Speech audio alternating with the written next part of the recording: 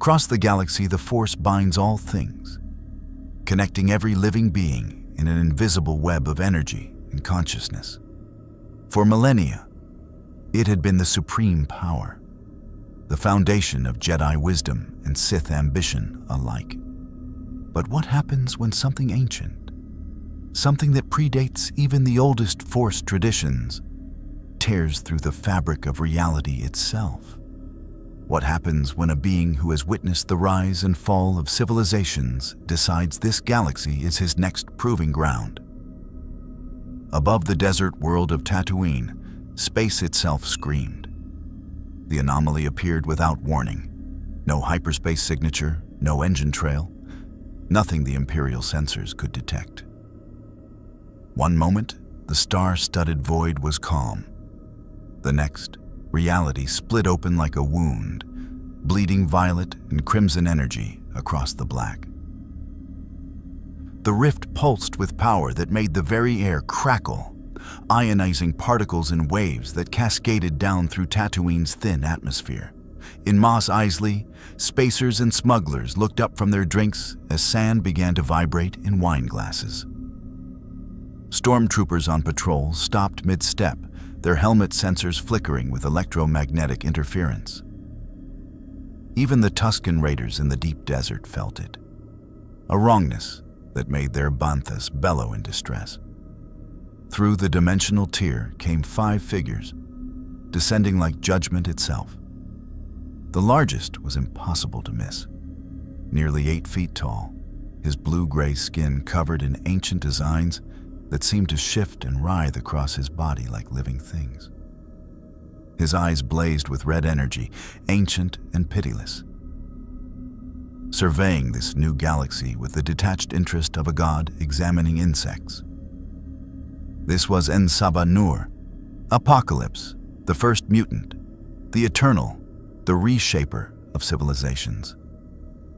Behind him came his chosen, 4 warriors enhanced beyond normal limits, each radiating power in ways that made the Force itself recoil.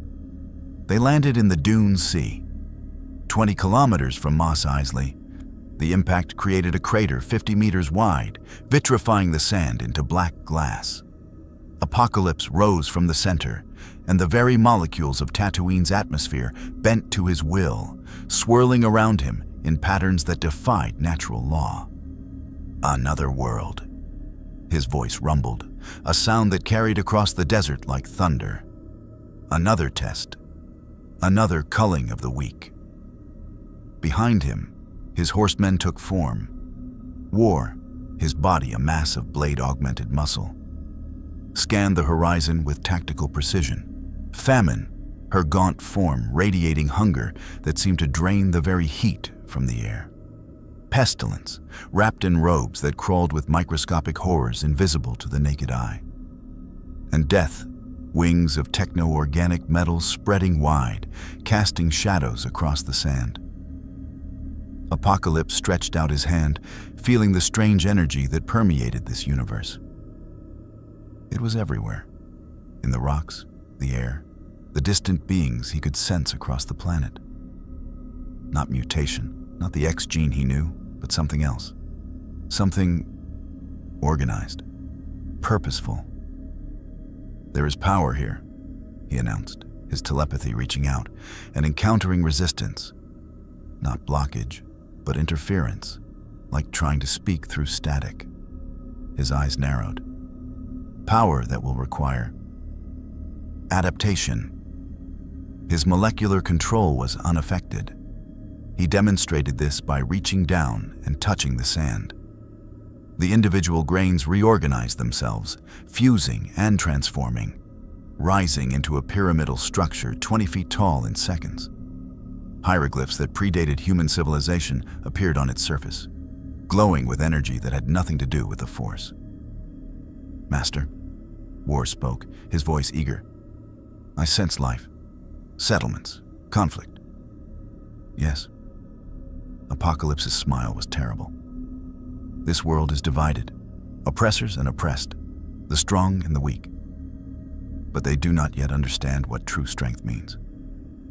He turned to his horsemen. and the weight of millennia was in his gaze. Go, test them. Those worthy of transformation will be elevated. The rest, he didn't need to finish. The Horsemen had heard this speech on a dozen worlds, in a dozen realities. They knew their purpose. Famine, Apocalypse commanded. Find their centers of power. Drain them. Let them know what it means to hunger for strength they do not possess. Pestilence, spread among their masses. The weak will fall. The strong will adapt. War, seek out their warriors. Show them the difference between their primitive conflicts and true battle. Death, hunt their champions. Whoever they consider their greatest, destroy them. The Horsemen moved as one, each taking a different direction across the desert. Their enhanced physiology allowed them to cross the terrain at inhuman speed, leaving trails of disturbed sand in their wake. Apocalypse remained behind, continuing to study this galaxy's unique energy. His telepathy was adapting, learning to filter through the interference. He could sense millions of minds now, some bright with potential, others dim and barely aware.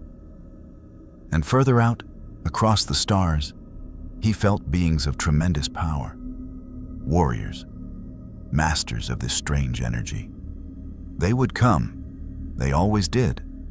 The strong always rose to meet challenges, and he would determine if they were worthy to survive. In Mos Eisley, the first warning came when an Imperial patrol simply vanished.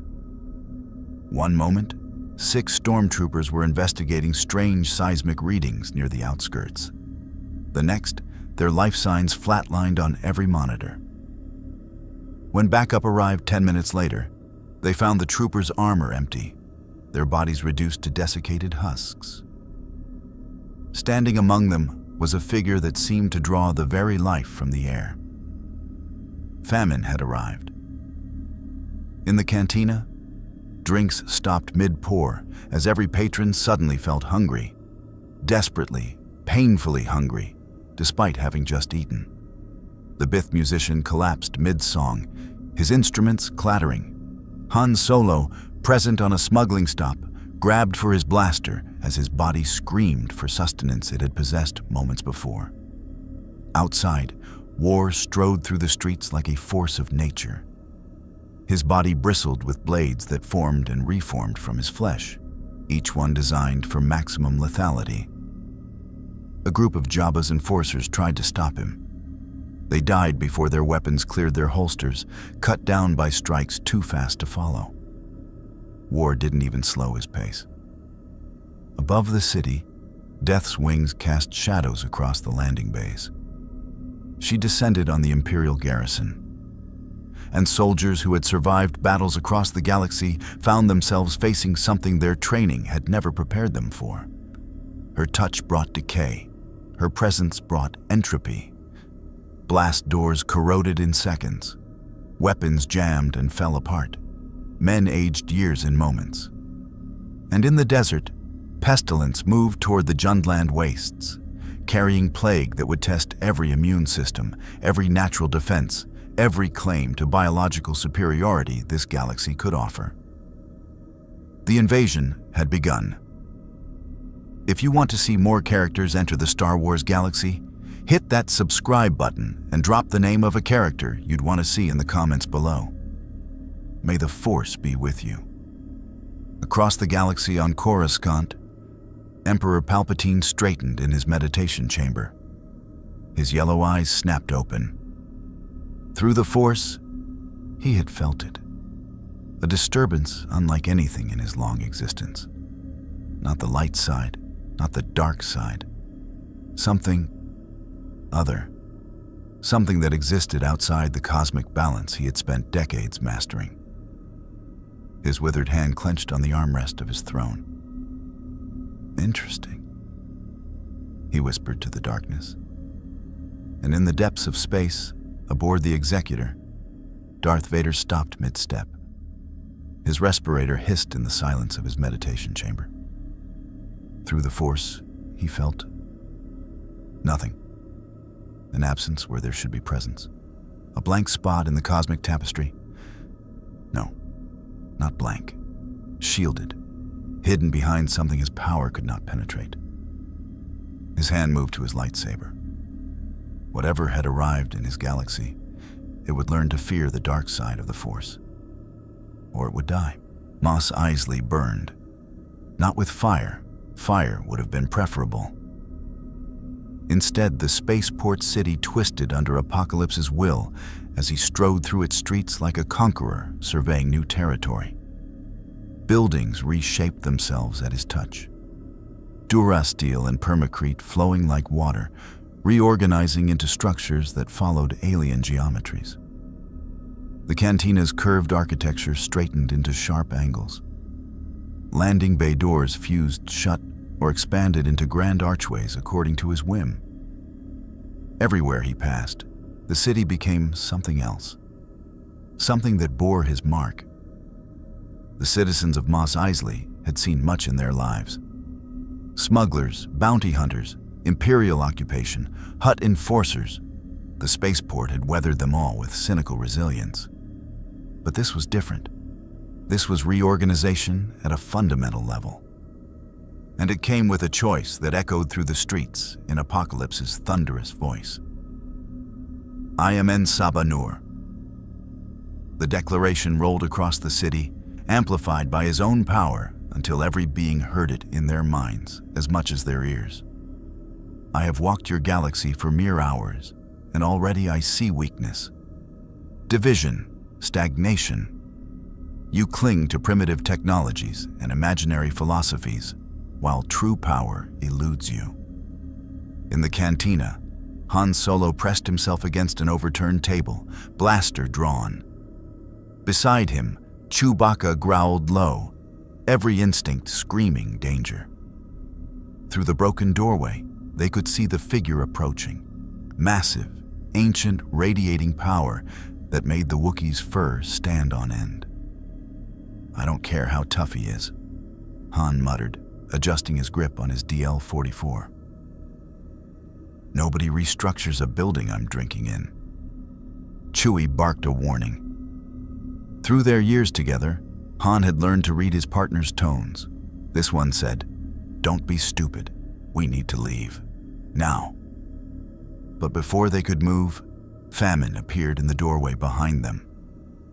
Her gaunt face twisted in something like pleasure as she felt the life energy in the room. Dozens of beings, each one a feast waiting to be consumed. She raised her hand, and the effect was immediate. Every patron in the cantina gasped. Energy drained from their bodies at the cellular level, not killing but weakening, reducing them to trembling shadows of themselves. Han's blaster suddenly felt like it weighed 50 pounds. His legs wouldn't support his weight. Beside him, even Chewbacca sagged, his massive strength bleeding away. "The strong survive," Famine whispered, and her voice carried the hunger of ages. "Show me if you are strong." Outside, Imperial stormtroopers had finally organized a response. 3 squads, supported by a pair of speeder bikes, converged on the city center where Apocalypse had established himself. The sergeant in command had survived Yavin, had faced rebel commandos, had earned his rank through competence. He knew when he was outmatched, but orders were orders. "Open fire!" Blaster bolts filled the air, brilliant red energy that had cut down thousands of enemies across the galaxy. They struck Apocalypse's form from 3 angles simultaneously, a coordinated assault that should have overwhelmed any target. The bolts simply stopped, hung in the air for a moment, their energy contained within invisible fields. Then Apocalypse waved his hand dismissively, and the energy redirected, spreading out in a harmonic pattern that struck the ground between the squads. The detonation sent stormtroopers flying, their armor scorched but not penetrated. A warning, not an execution. "Your weapons are adequate," Apocalypse observed, striding forward. The stormtroopers scrambled to their feet, terror warring with training. But you wield them without understanding true power. You are soldiers of an empire built on fear and technology. Neither will save you from what is coming. He reached the nearest trooper, who was fumbling to reload his rifle. One massive hand closed around the soldier's helmet, and molecular manipulation began. The sergeant watched in horror as his subordinate's armor began to shift, to change, integrating with the man's body at a fundamental level. The screaming lasted 5 seconds before the transformation completed. What stood before them was no longer fully human. The stormtrooper armor had fused with flesh, creating something hybrid, half soldier, half machine, powered by Apocalypse's techno-organic enhancement. The being's eyes glowed with red energy behind the helmet visor. "You are enhanced," Apocalypse announced. "Stronger, faster, more durable. You will serve as my herald. Go to your empire. Tell them that En-Saba-Nur has come to test their strength. Tell them to send their champions, or submit." The transformed trooper nodded once, then moved with inhuman speed toward one of the abandoned speeder bikes. The other stormtroopers opened fire on their former comrade, but the enhanced soldier simply absorbed the blaster fire, his new physiology adapting in real time. He mounted the speeder and rocketed away toward the Imperial garrison, 20 kilometers north. Across the city, War had found what he was looking for. A cantina district where spacers, smugglers, and mercenaries gathered to trade stories and nurse grudges. These were fighters, survivors who had seen combat in a dozen systems. They would provide better sport than mere soldiers. He crashed through the wall rather than using the door, his entrance deliberate intimidation. Conversations died as 24 hardened criminals reached for weapons. War smiled, a terrible expression on his blade-covered face. "I am War," he announced. "I am combat perfected. I am the end of all who oppose strength." A blade extended from his forearm, its edge humming with energy. "Which of you claims to be warriors?" A Mandalorian in battered armor stood slowly. Across his back, a rifle. At his hip, a blaster. His helmet bore the scars of 100 battles. When he spoke, his voice carried the confidence of a warrior culture that had challenged the Jedi themselves. "I am Torin Vesh of Clan Ordo. You want a warrior? Face one who has earned the title." War's smile widened. "Good. Show me what this galaxy considers strength." The Mandalorian's jetpack flared, propelling him across the room in a combat maneuver that had felled Republic commandos. His rifle barked twice, solid slugs designed to penetrate armor. War didn't dodge. He let them strike. Let the kinetic force impact his enhanced body. The rounds flattened against his molecular dense flesh, failing to penetrate. Then, War moved. His speed defied his size, closing the distance before Torin could adjust. A blade struck upward, shearing through Beskar armor like it was flimsy. The Mandalorian's jetpack exploded from the impact, sending both fighters crashing into the opposite wall. But Torin Vesh hadn't survived this long by giving up. His gauntlet flamed, discharged point blank, bathing War in chemical fire. For the first time, War felt pain, actual pain from this galaxy's weapons.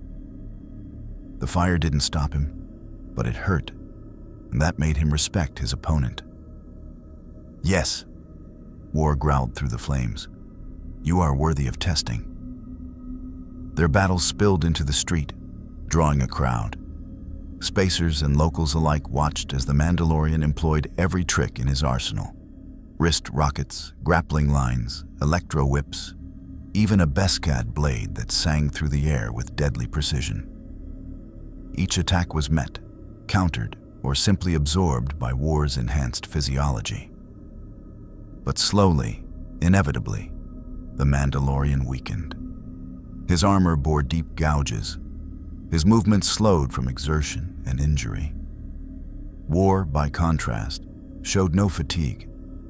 His regeneration handled damage faster than it could be inflicted. The end came with a blade through Torin's shoulder, pinning him to the wall of a moisture evaporator station. War leaned close, his voice almost respectful. "You fought well, better than any I have faced in this galaxy so far. Your strength is acknowledged." He paused, considering, "You may serve, enhanced as my master's herald, or you may die here, honored but forgotten. Choose." Torin Vesh, blood running down his armor, made his choice with the last of his strength. He spat in War's face, a final act of defiance from a warrior who would not bend. War's expression was almost sad. "I understand. Go to your death with honor, then." The blade withdrew. Torin Vesh slumped to the ground, his breathing shallow but alive. War had wounded him grievously, but granted him warrior's mercy. Death would come on his own terms, not from execution. As War turned away, he spoke to the gathered crowd. "Remember this. When your champions fall, when your strongest prove inadequate, remember that you saw true strength and knew you were lacking. Tell your empire. Tell your rebels. Tell whoever claims to rule here. War is coming, and none shall stand." Above the city, Death had discovered the Imperial communications array. Her touch corroded its defenses in seconds, and she plugged directly into the HoloNet relay with techno-organic tendrils that extended from her wings.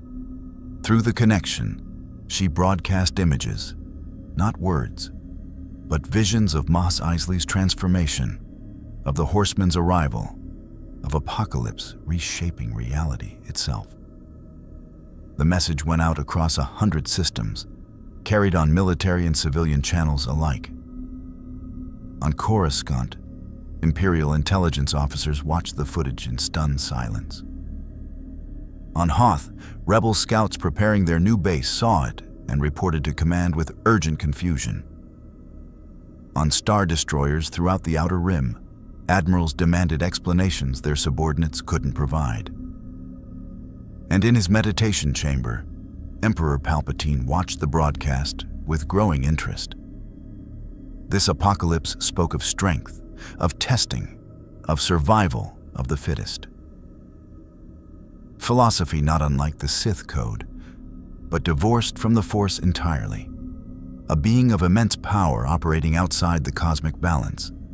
Dangerous, potentially useful, certainly requiring investigation. Palpatine pressed a comm switch. "Lord Vader, come to Coruscant immediately. We have a situation that requires the full attention of the Empire." On Tatooine, as the twin suns set and cast long shadows across the transformed sections of Mos Eisley, Apocalypse stood atop his pyramid and surveyed his work. In hours, he had conquered a city, enhanced his first servants, and sent his challenge across the stars. Now he would wait to see how this galaxy responded. Whether they sent armies or champions, fleets or assassins, it mattered not. He had tested galaxies before. He had toppled empires older than most species could imagine. This would be no different. The strong would survive, the weak would be remade or destroyed. And in the end, this galaxy would understand what it truly meant to face En Sabah Nur. The Imperial Palace on Coruscant gleamed like a dark jewel amid the endless cityscape, its obsidian towers stretching toward the perpetual twilight of the capital world's polluted sky. In the throne room's depths, Emperor Palpatine sat motionless, his yellow eyes fixed on the holographic display hovering before him. The footage from Tatooine played on repeat, buildings reshaping themselves, stormtroopers transformed into hybrid creatures, a being of impossible power declaring his intentions to test the galaxy's strength. Fascinating, Palpatine whispered. His withered fingers steepled beneath his chin. Truly fascinating. The doors hissed open, and Darth Vader entered with measured steps, his cape billowing behind him, his respirator providing its familiar rhythm to the silence. He stopped precisely 6 paces from the throne and bowed. "You summoned me, my master." "Indeed." Palpatine gestured to the hologram. "Tell me, Lord Vader, what do you sense from this apocalypse?" Vader studied the image, the massive blue-skinned being standing atop his pyramid, power radiating from every gesture. The Dark Lord reached out through the Force, extending his awareness across the galaxy toward Tatooine. For a moment, he touched the presence there, and what he found made him pause. "He is absent from the Force," Vader reported, his mechanical voice betraying no emotion. Not blocked, as some Force users can shield themselves, but genuinely outside it, as if he exists in a separate reality that merely intersects with ours. Precisely. Palpatine's smile was razor-thin. A being of immense power who operates entirely beyond the cosmic balance I've spent decades mastering. This presents both opportunity and threat. You wish me to eliminate him? No. The Emperor stood, moving to the massive viewport that overlooked Coruscant's endless sprawl. I wish you to assess him. His philosophy, survival of the fittest, strength above all, is not incompatible with our own. The Sith Code teaches that power is the ultimate arbiter. Perhaps this apocalypse could be persuaded to serve the Empire's interests. Vader's respirator hissed twice before he responded. And if he cannot be persuaded? Then you will destroy him and his horsemen. Palpatine turned, his robes swirling. But first, we must understand what we face.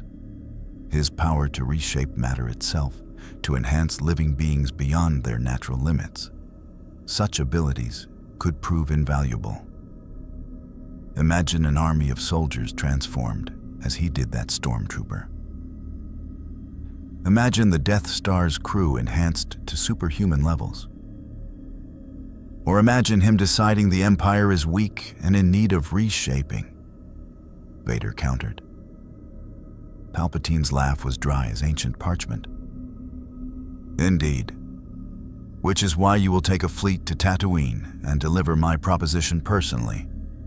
The Emperor offers alliance, dominion over select systems in exchange for his enhancement technologies and his Horsemen service.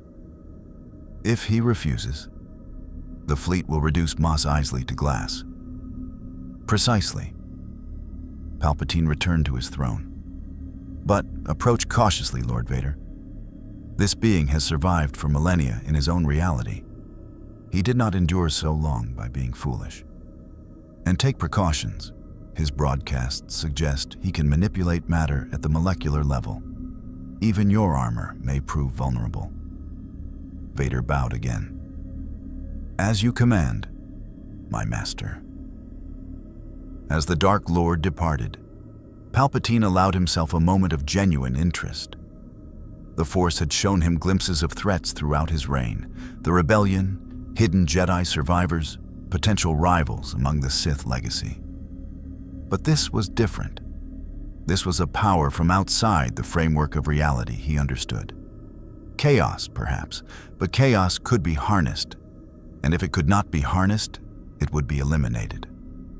Across the galaxy on Yavin 4, now abandoned by the rebellion after their costly victory, a different kind of meeting was taking place.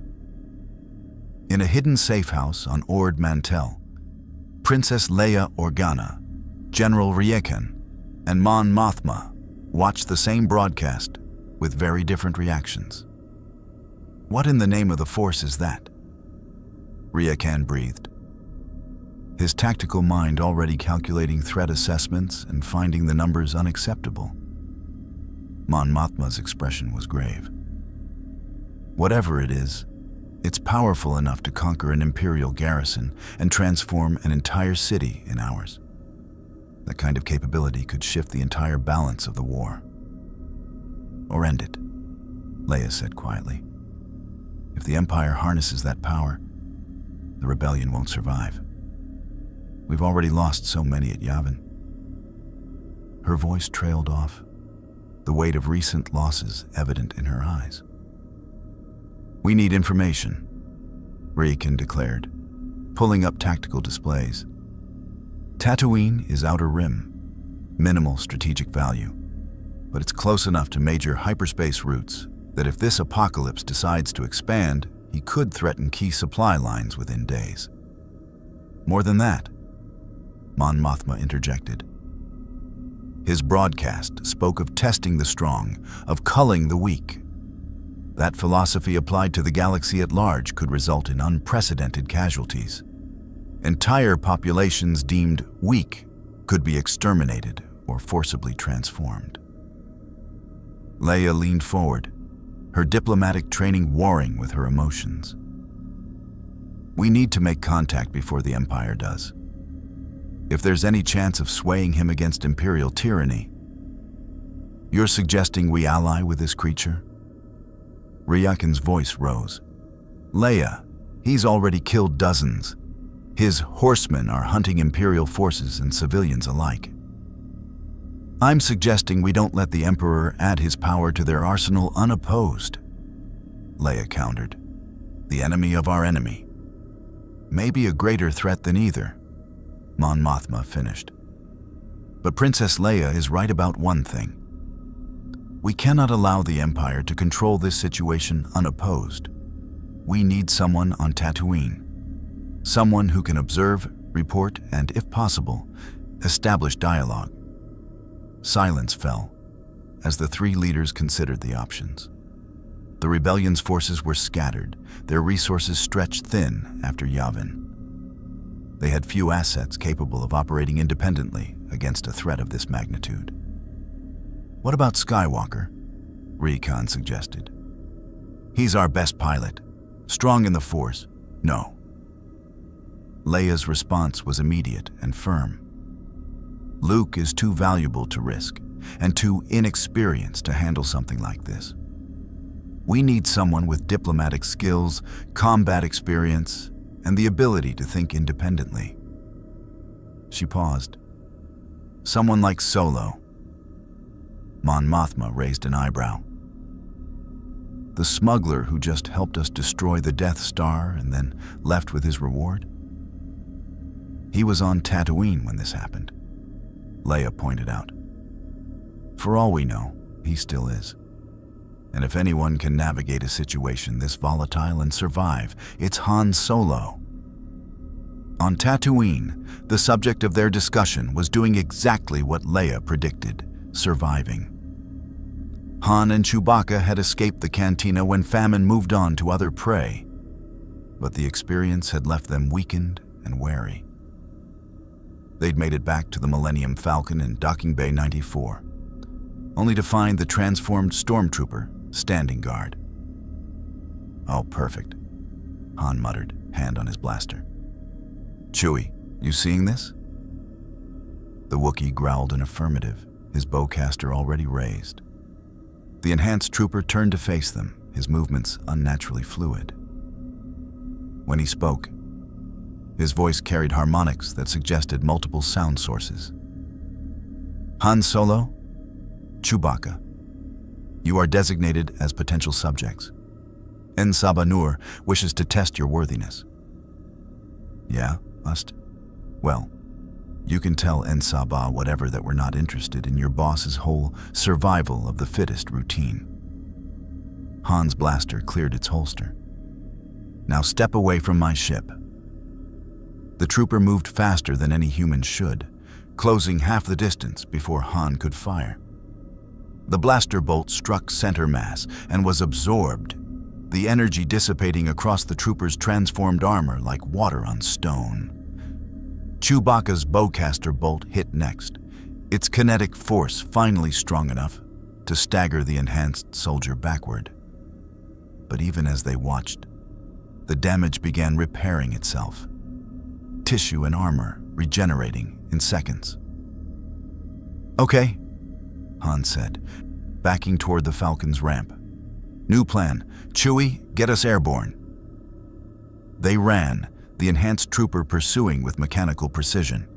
Han fired 3 more times, each shot buying them seconds, but nothing more. They reached the ramp just as the trooper lunged, his enhanced strength allowing him to grab the edge of the lowering platform. Then the ramp closed. Hydraulics designed to handle tons of cargo crushed the trooper's hand with brutal efficiency. He dropped away with an electronic screech of pain, and Han slapped the emergency takeoff sequence.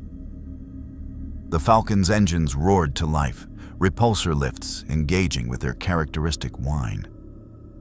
They lifted off just as the trooper recovered, watching from below as his quarry escaped into Tatooine's atmosphere.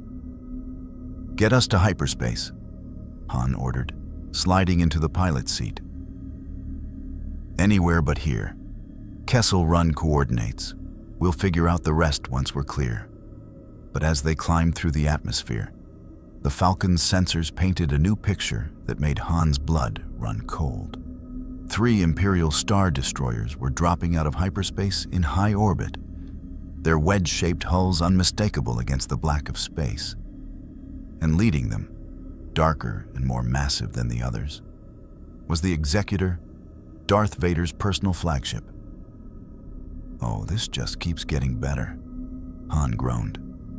"Vader himself? Really?" Chewbacca barked a question.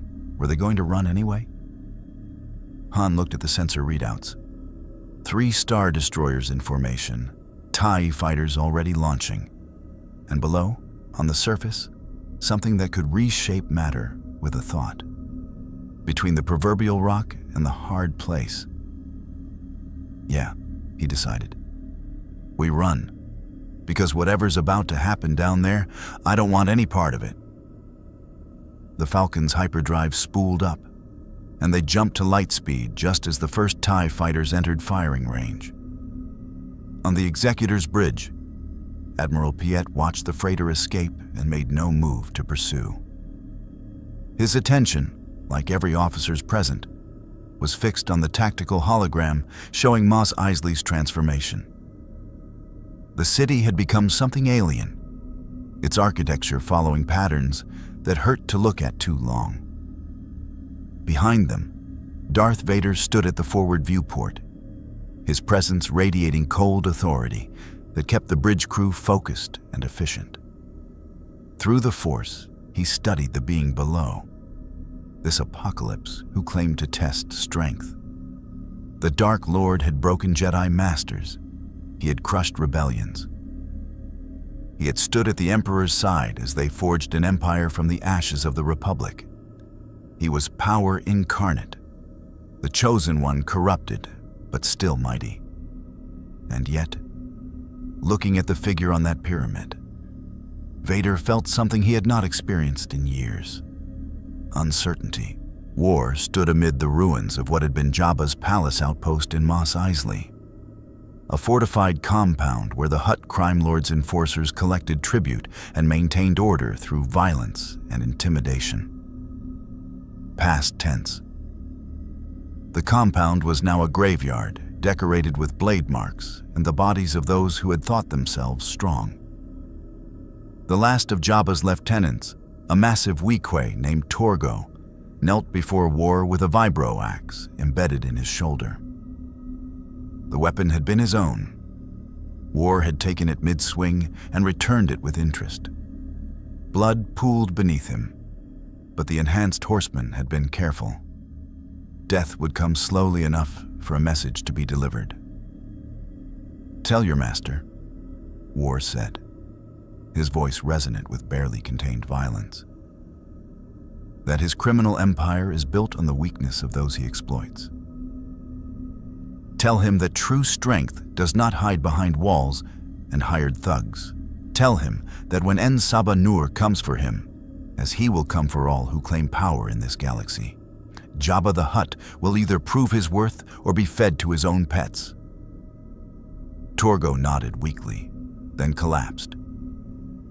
War left him alive, barely.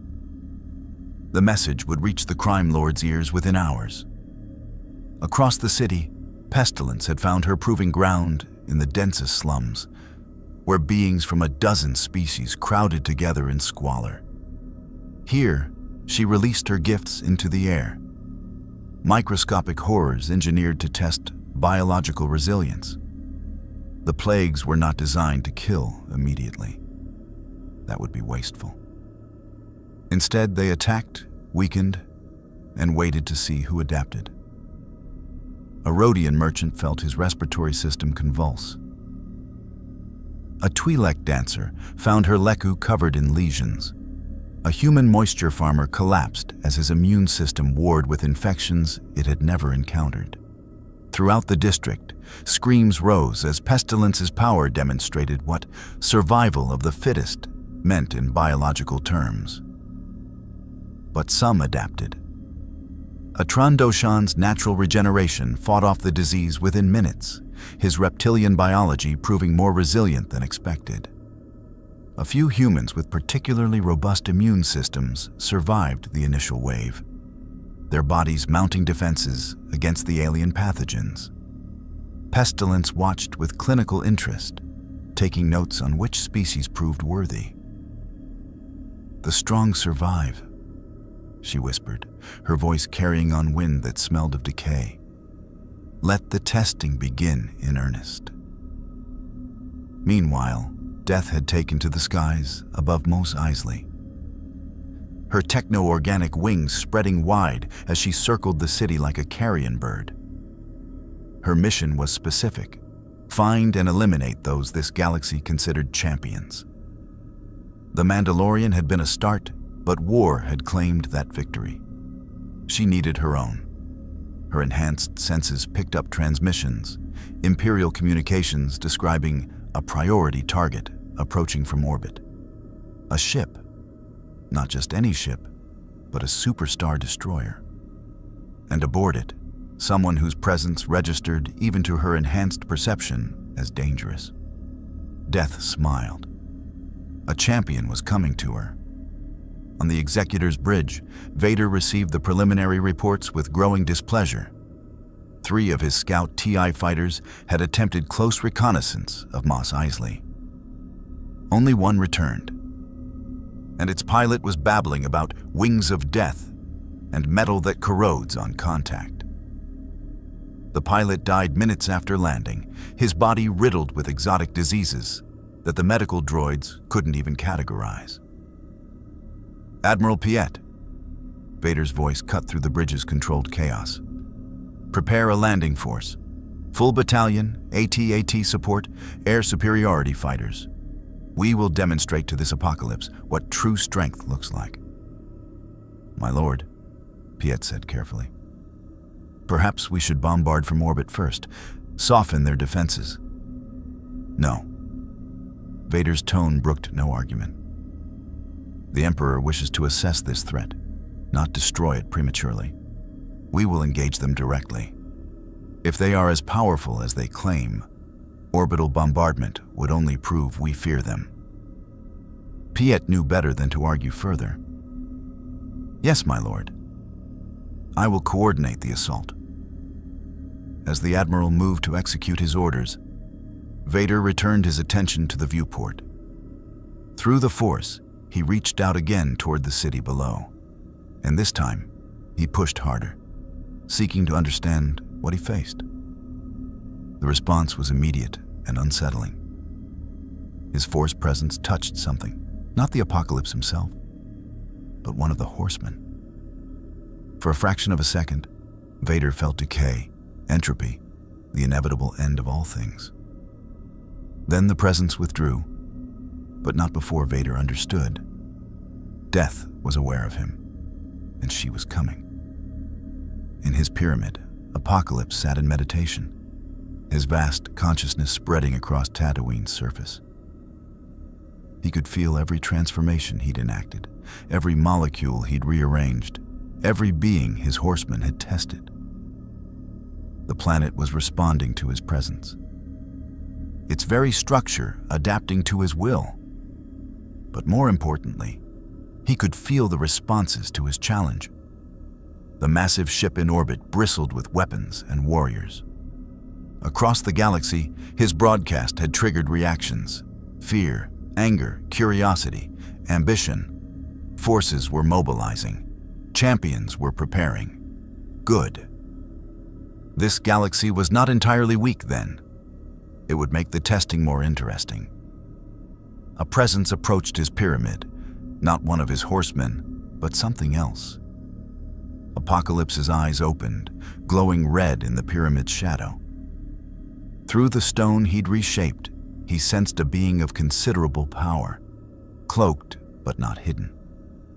The strange energy of this universe, the force, he was learning to call it, swirled around this visitor in patterns that suggested training and discipline. "Enter," Apocalypse commanded. And the pyramid's entrance materialized where there had been only solid stone moments before. The figure that walked through the opening was humanoid, robed in brown fabric that had seen better days, a hood obscuring most of his features. But Apocalypse's senses went deeper than sight. He read the being's cellular structure, his enhanced physiology, the unusual concentration of microscopic organisms in his bloodstream that seemed to connect him to the ambient energy field. "You are one of their champions," Apocalypse observed. "A wielder of this force that permeates your galaxy. Come to test yourself against me, or to negotiate." The figure pushed back his hood, revealing an elderly human face weathered by sun and time. His eyes were clear and sharp, assessing Apocalypse with the gaze of someone who had seen much and feared little.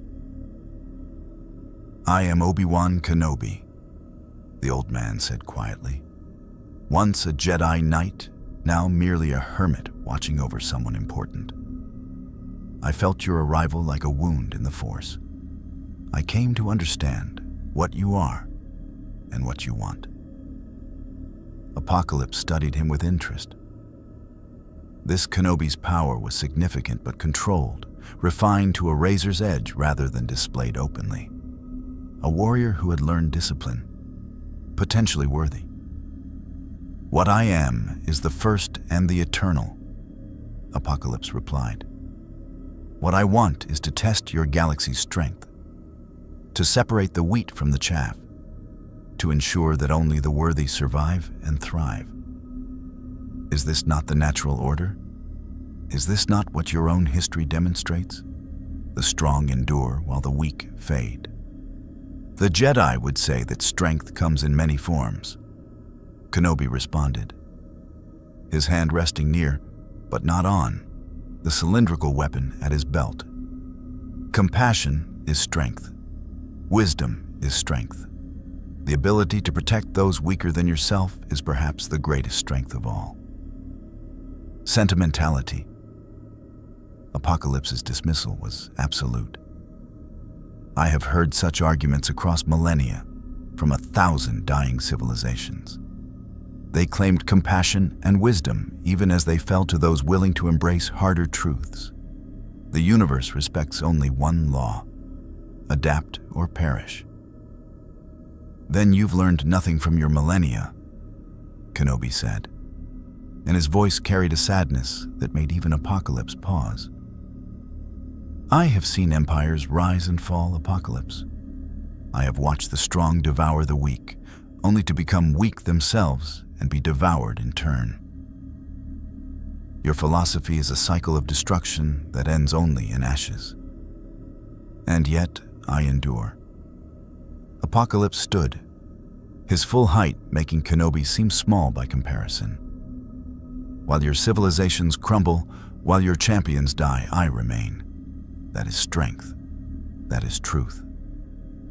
Kenobi's hand moved to his lightsaber, and the blue blade ignited with its characteristic snap hiss. The plasma hummed in the air, casting harsh light across the pyramid's interior. "Then let me show you another truth," the old Jedi said. That power without purpose is just destruction. That strength without wisdom is just tyranny. And that even the eternal can fall if they forget why they fight. Apocalypse smiled, a terrible expression of anticipation. You wish to test yourself against me. You who even now I can sense is past his prime, whose body bears the weight of years and injuries never fully healed. You are brave, Kenobi. Perhaps foolish, but brave. I don't need to defeat you, Kenobi replied, settling into a defensive stance that spoke of decades of training. I just need to show you that this galaxy has more to offer than you understand, that your tests will find more than weakness. Then show me. Apocalypse raised his hand, and the air between them shimmered. Molecular bonds broke and reformed, creating a barrier of compressed matter that should have been impenetrable. Kenobi's lightsaber struck it and carved through, the plasma blade's energy disrupting Apocalypse's control over the molecules. The ancient mutant's eyes widened fractionally. Interesting. This weapon operated on principles that interfered with his manipulation. Not enough to threaten him, but enough to require adaptation. Kenobi pressed forward, his blade weaving patterns that Apocalypse recognized from countless battles across realities. A master swordsman's economical movements, each strike calculated to test defenses and probe for weaknesses. The old Jedi was fast, far faster than his aged appearance suggested, enhanced by that Force energy. But Apocalypse was faster. He simply moved, his body flowing around the strikes like water, molecular control allowing him to shift his density and structure at will. A blade passed through where his chest had been, encountering empty air. A follow-up strike hit solid matter as Apocalypse solidified behind Kenobi, one massive hand closing on the Jedi's shoulder. Energy pulsed, Apocalypse beginning the transformation process that would either enhance or destroy. But Kenobi's response was immediate and unexpected. The Force flooded through him, not as attack but as defense, his very essence rejecting the molecular manipulation through sheer will and the mystical energy that bound him to the galaxy itself. Apocalypse released him, genuinely surprised. Remarkable. Your connection to this force allows you to resist my power. Not completely, but enough to interrupt the process. I have not encountered such resistance in centuries. Kenobi staggered back, breathing hard. The contact had cost him. Apocalypse could see the strain in his weathered features, the way his hands trembled slightly. But he had resisted, and that was significant. I told you, Kenobi said between breaths. This galaxy is stronger than you know. The Force binds all living things, connects us in ways your power cannot touch. You can reshape matter, but you cannot reshape the fundamental bonds that hold us together. Before Apocalypse could respond, Death's mental voice echoed through his consciousness. Master. A champion approaches from orbit. Powerful, dangerous, cloaked in the dark aspect of this Force energy. Should I eliminate him? Apocalypse's smile returned. It seems your galaxy is sending its true champions now. Tell me, Kenobi, who is this dark presence descending from above? Someone significant, I sense. Kenobi's expression went grim.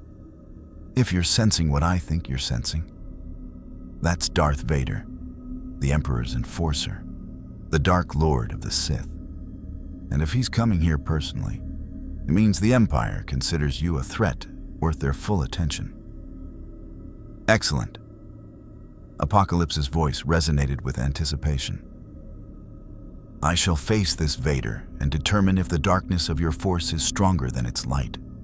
As for you, old warrior, you have earned a reprieve. Return to your vigil. Watch over whomever you guard.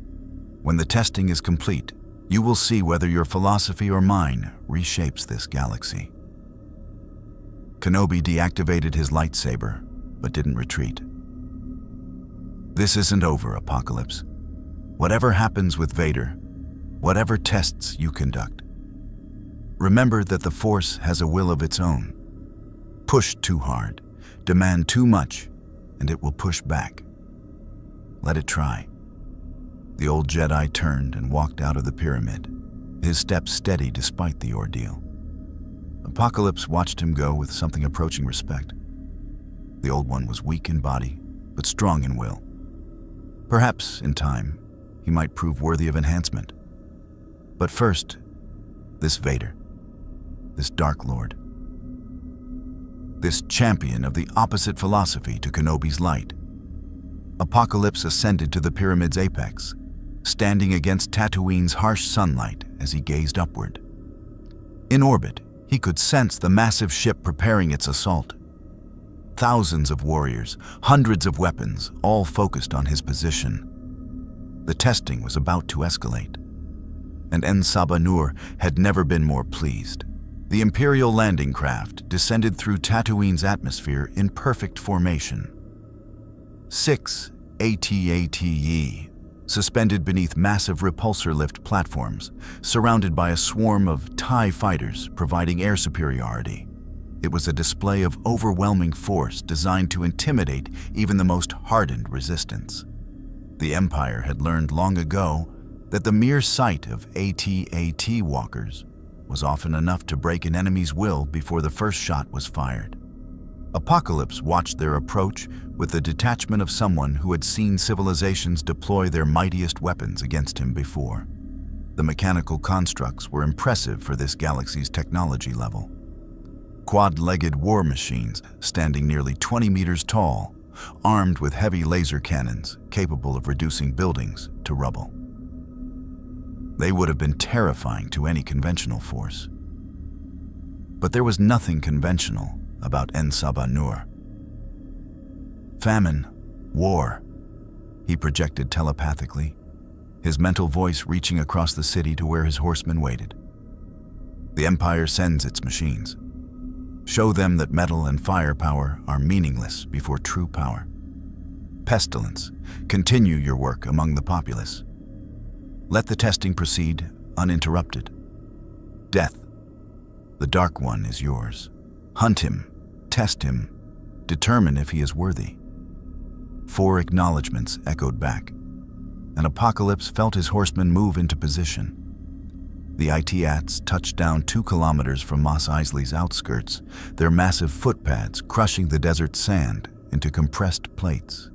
The deployment was textbook, walkers forming a perimeter while stormtroopers disembarked from accompanying transports, establishing firing positions.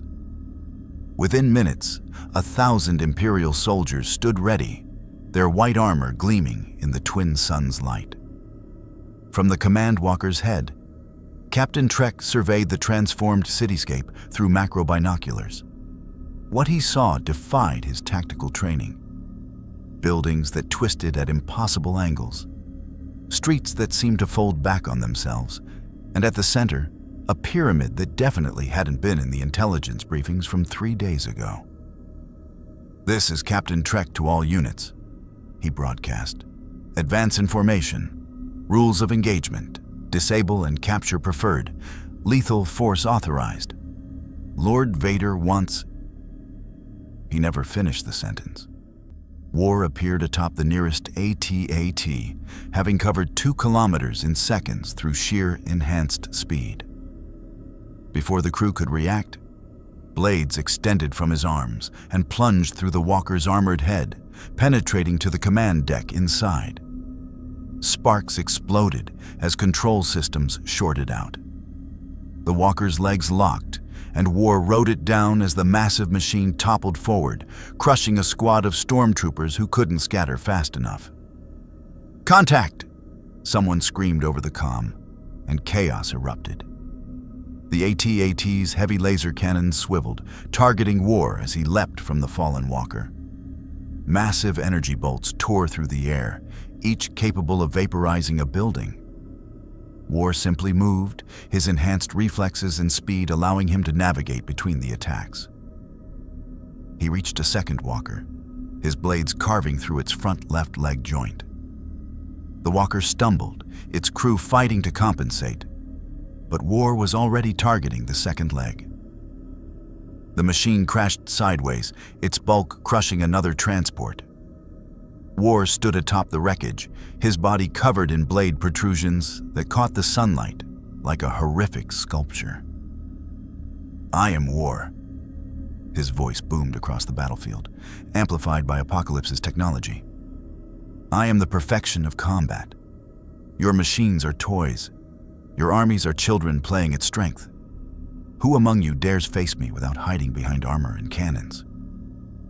In response, 100 blaster rifles opened fire.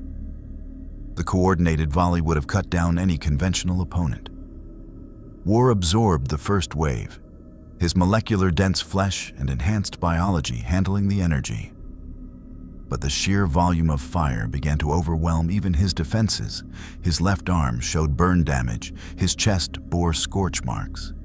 He laughed. Pain meant challenge. Challenge meant worthy opponents. Then famine joined the battle. She materialized from the heat shimmer of the desert, her gaunt form seeming to suck the vitality from the air itself. The nearest stormtroopers felt it first. Sudden weakness in their limbs, as if they hadn't eaten or slept in days. Their weapons became impossibly heavy. Their armor felt like it weighed tons. "Feed me your strength," Famine whispered, and the words carried on a wind that smelled of starvation. "Show me if you have anything worth taking." Energy flowed from the Imperial soldiers to her in streams, visible only as distortions in the air.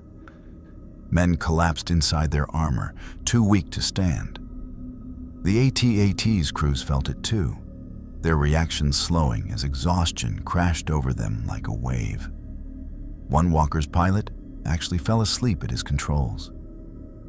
And the machine veered off course, nearly colliding with its companion. Captain Trek, still conscious through sheer force of will, managed to activate his emergency comm. "Lord Vader, we are under attack by enemy combatants with capabilities beyond anything in the Imperial threat database. Request immediate..."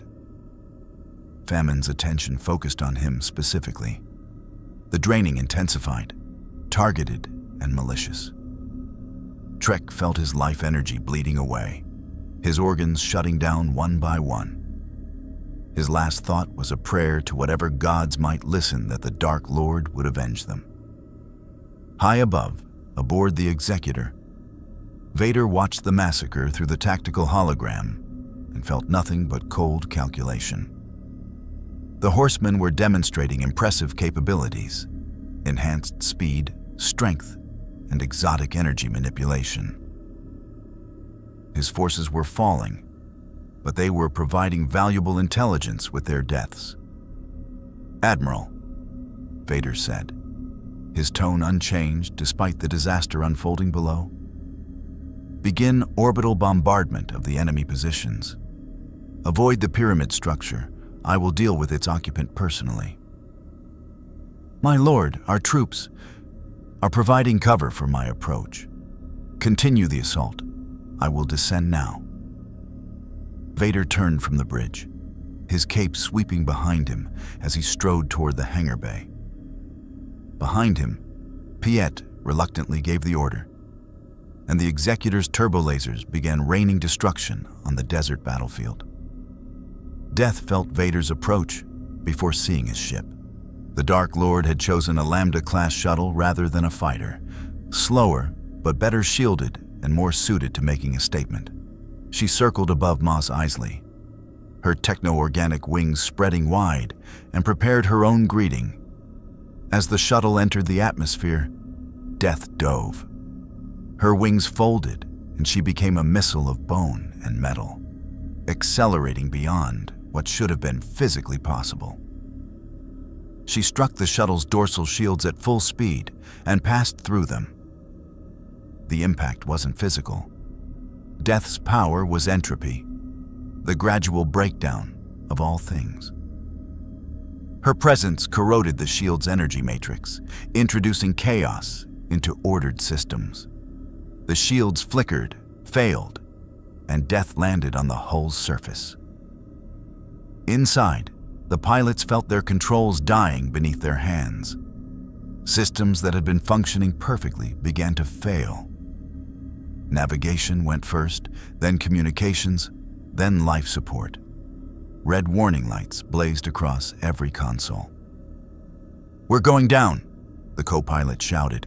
"Something's on the hull, something's—" The hull itself began to corrode. Duralloy plating that could withstand turbo laser fire started to pit and crack, age accelerating at an impossible rate. The shuttle's frame groaned, metal fatigue of decades manifesting in seconds. In the passenger compartment, Vader felt the ship dying around him. Through the Force, he sensed the presence on the hull, dark, hungry, the antithesis of life itself. One of the Horsemen, death most likely. He made a decision with the cold practicality that had kept him alive through countless battles. Vader ignited his lightsaber, the red blade casting crimson light across the compartment. Then he carved through the hull, creating an exit rather than waiting for the inevitable crash. Wind screamed through the breach. Vader leapt through it, falling from 500 meters up, his cape billowing. The Force cushioned his descent, slowing him through controlled telekinetic fields. He landed in the sand outside Mos Eisley with barely a bend in his knees, perfectly balanced, lightsaber still ignited. Behind him, the shuttle crashed in a fireball that sent a mushroom cloud into the sky. Death descended more slowly.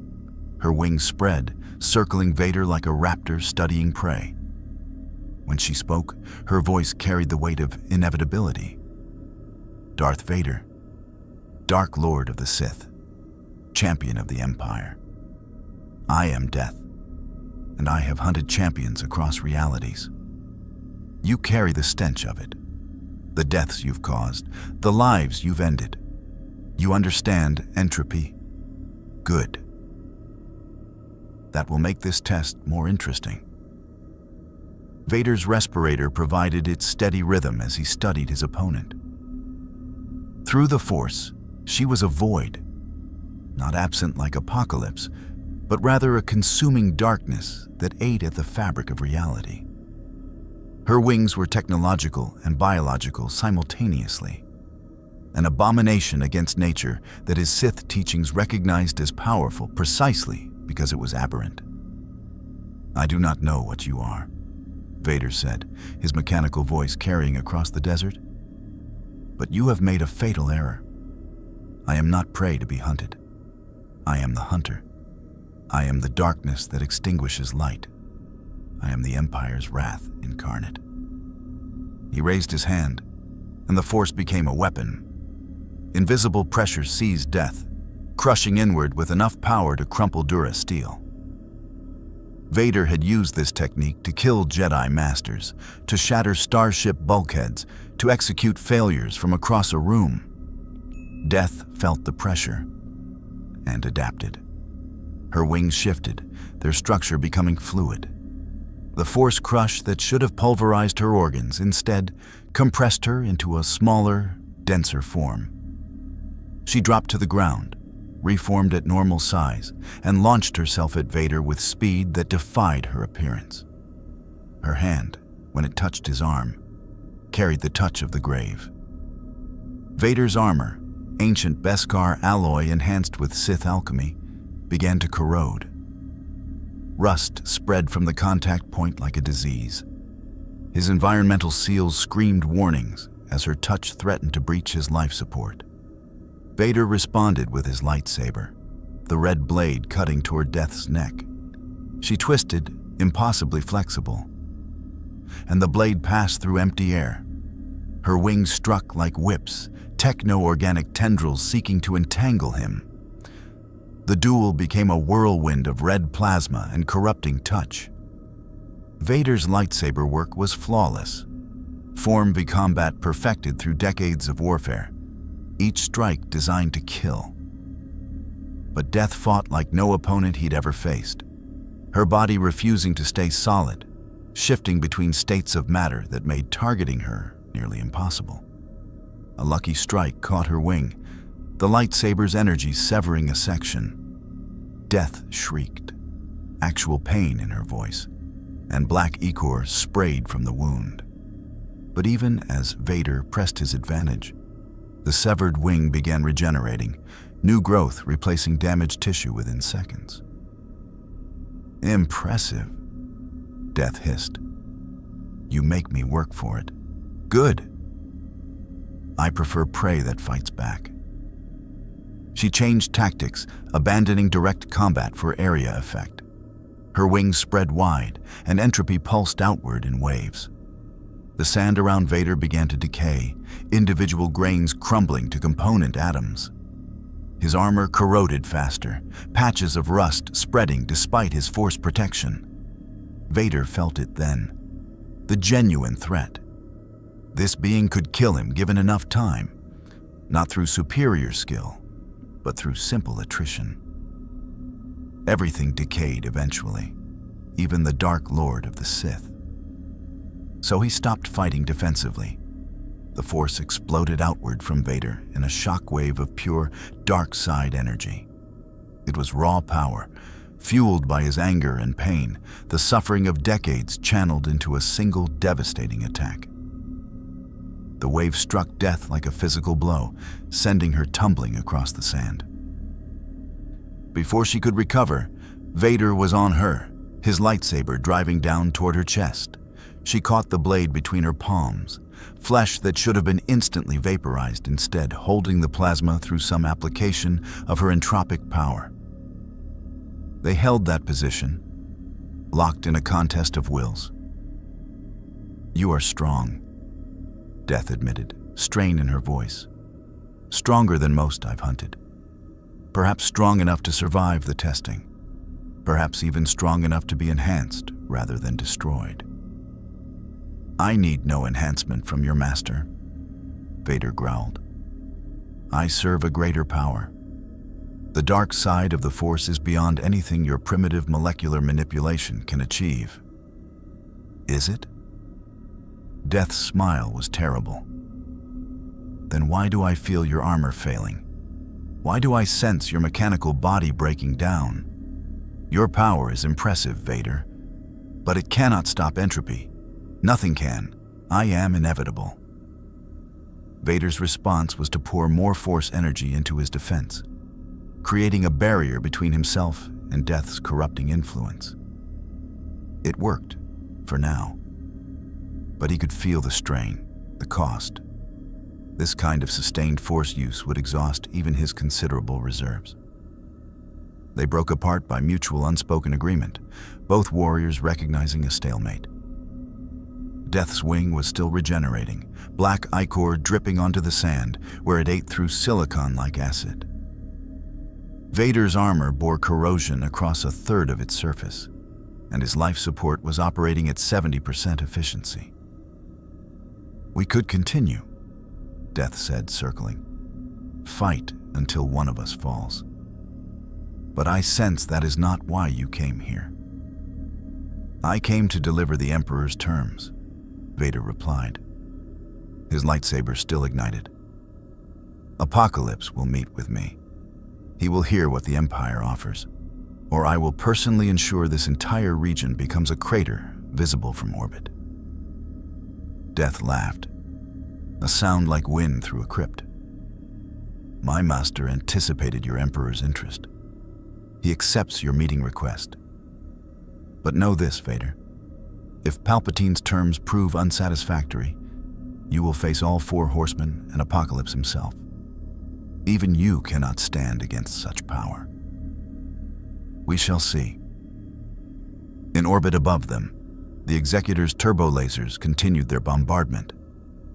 The desert battlefield was a hellscape of craters and burning wreckage. Of the initial 1,000 Imperial soldiers, fewer than 200 still fought. The AT-ATs were all destroyed or disabled. War and famine stood amid the carnage, barely scratched, waiting for further orders. And in his pyramid at Mos Eisley's heart, Apocalypse smiled. The galaxy was responding exactly as he'd predicted. They sent their champions, their warriors, their displays of force. And now they would send their politician, this emperor who ruled through fear and manipulation. It would be interesting to see if Palpatine's philosophy of power aligned with his own. Whether the Sith Lord understood what true strength meant, and if not, whether he was capable of learning through demonstration. The pyramid's interior had transformed since Obi-Wan's departure. Where before there had been simple stone corridors, now there were chambers that defied conventional geometry, walls that shifted perspectives, floors that seemed to exist on multiple planes simultaneously, lighting that came from no discernible source yet illuminated everything with harsh clarity. Apocalypse had reshaped his temporary throne room into something that reflected his nature, ancient, imposing, and fundamentally alien to this galaxy's understanding of architecture. Darth Vader walked through those corridors with measured steps, his damaged armor still functional despite death's corrosive touch. Behind him, at a respectful distance, Death herself followed, not as captor, but as escort. The Horsemen had adopted a posture of professional courtesy once combat ceased, though her wings remained partially spread in a gesture that suggested readiness for renewed violence. "Your Emperor," Death said conversationally, "rules through fear and technological superiority. He has built an empire on the ashes of a republic that valued democracy and peaceful cooperation. Tell me, Vader, does he truly believe himself strong, or does he simply know how to exploit the weakness of others?" Vader didn't respond immediately. The question was designed to provoke, to test his loyalty, or perhaps to simply understand the political landscape of this galaxy. Finally, he spoke. "The Emperor is the most powerful Force user alive. He has mastered the dark side to a degree that makes other Sith seem like children playing with candles. His strength is absolute." "Absolute," Death repeated, and there was amusement in her voice. An interesting word choice. In our experience across countless realities, those who claim absolute power are often the first to fall when faced with something truly absolute. Entropy, for instance. Death. The inevitable end of all things. They reached the central chamber. Apocalypse sat upon a throne of transformed stone, his massive form radiating power that made the air shimmer. Around him, holographic displays showed feeds from across Tatooine. Imperial forces regrouping, rebel scouts arriving in the system, criminal organizations mobilizing, and scattered groups of civilians either fleeing or attempting to resist his Horsemen's testing. "Darth Vader!" Apocalypse's voice resonated through the chamber, not merely sound, but a physical presence that pressed against Vader's mental defenses. "Dark Lord of the Sith, the Emperor's enforcer. I have observed your combat capabilities, studied your tactical decisions, and assessed your philosophical alignment. You are not weak. This pleases me." Vader bowed slightly, acknowledgement of power, not submission. "On Sabah Nur, the Emperor has instructed me to offer terms of alliance. Your abilities interest him. Your philosophy of strength aligns with certain Sith principles. There is potential for mutually beneficial cooperation." Cooperation. Apocalypse stood, his full height making even Vader seem diminished. "An interesting proposal. Tell me these terms, that I might judge whether your Emperor understands the nature of true power." Vader gestured, and a holographic projector from his belt activated. The display showed star charts, systems in the outer rim, resource-rich worlds currently contested or under minimal Imperial control. The Emperor offers you dominion over 12 systems, full autonomy to govern as you see fit, to conduct your testing without Imperial interference. In exchange, the Empire requests access to your enhancement technologies, specifically your ability to augment organic beings beyond their natural limitations. 12 systems, Apocalypse repeated, his tone suggesting the offer was amusing rather than tempting. Your Emperor offers me scraps and expects me to be grateful. He wishes to purchase godhood with real estate. The alternative is conflict, Vader said evenly. The Empire controls thousands of systems, commands millions of soldiers, and possesses weapons capable of destroying entire planets. Cooperation benefits both parties. Conflict will be costly for everyone involved. Apocalypse walked forward until he stood directly before Vader, close enough that the Dark Lord's hand moved reflexively toward his lightsaber. But Apocalypse made no aggressive movement. Instead, he simply studied Vader with eyes that had witnessed the rise and fall of civilizations. I have heard such threats before, Vader. Empires boasting of their might, wielding weapons they believe make them invincible. And where are those empires now? Dust, forgotten, while I remain. He paused. However, I am not unreasonable. Your Emperor has demonstrated pragmatism by sending you to negotiate rather than attacking blindly. This shows wisdom, even if his offer lacks vision. Then you reject the alliance? I reject the terms as stated, Apocalypse clarified. But I propose a counterproposal. I will demonstrate my power across this galaxy, testing its champions, its factions, its so-called mighty. Those who prove worthy will be enhanced.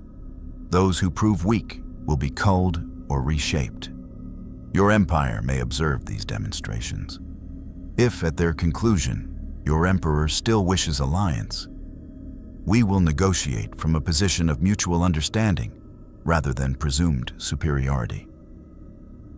Vader's respirator cycled several times as he processed this. The offer was both better and worse than expected. Better because it delayed open warfare. Worse because it gave Apocalypse free rein to destabilize the galaxy according to his whims.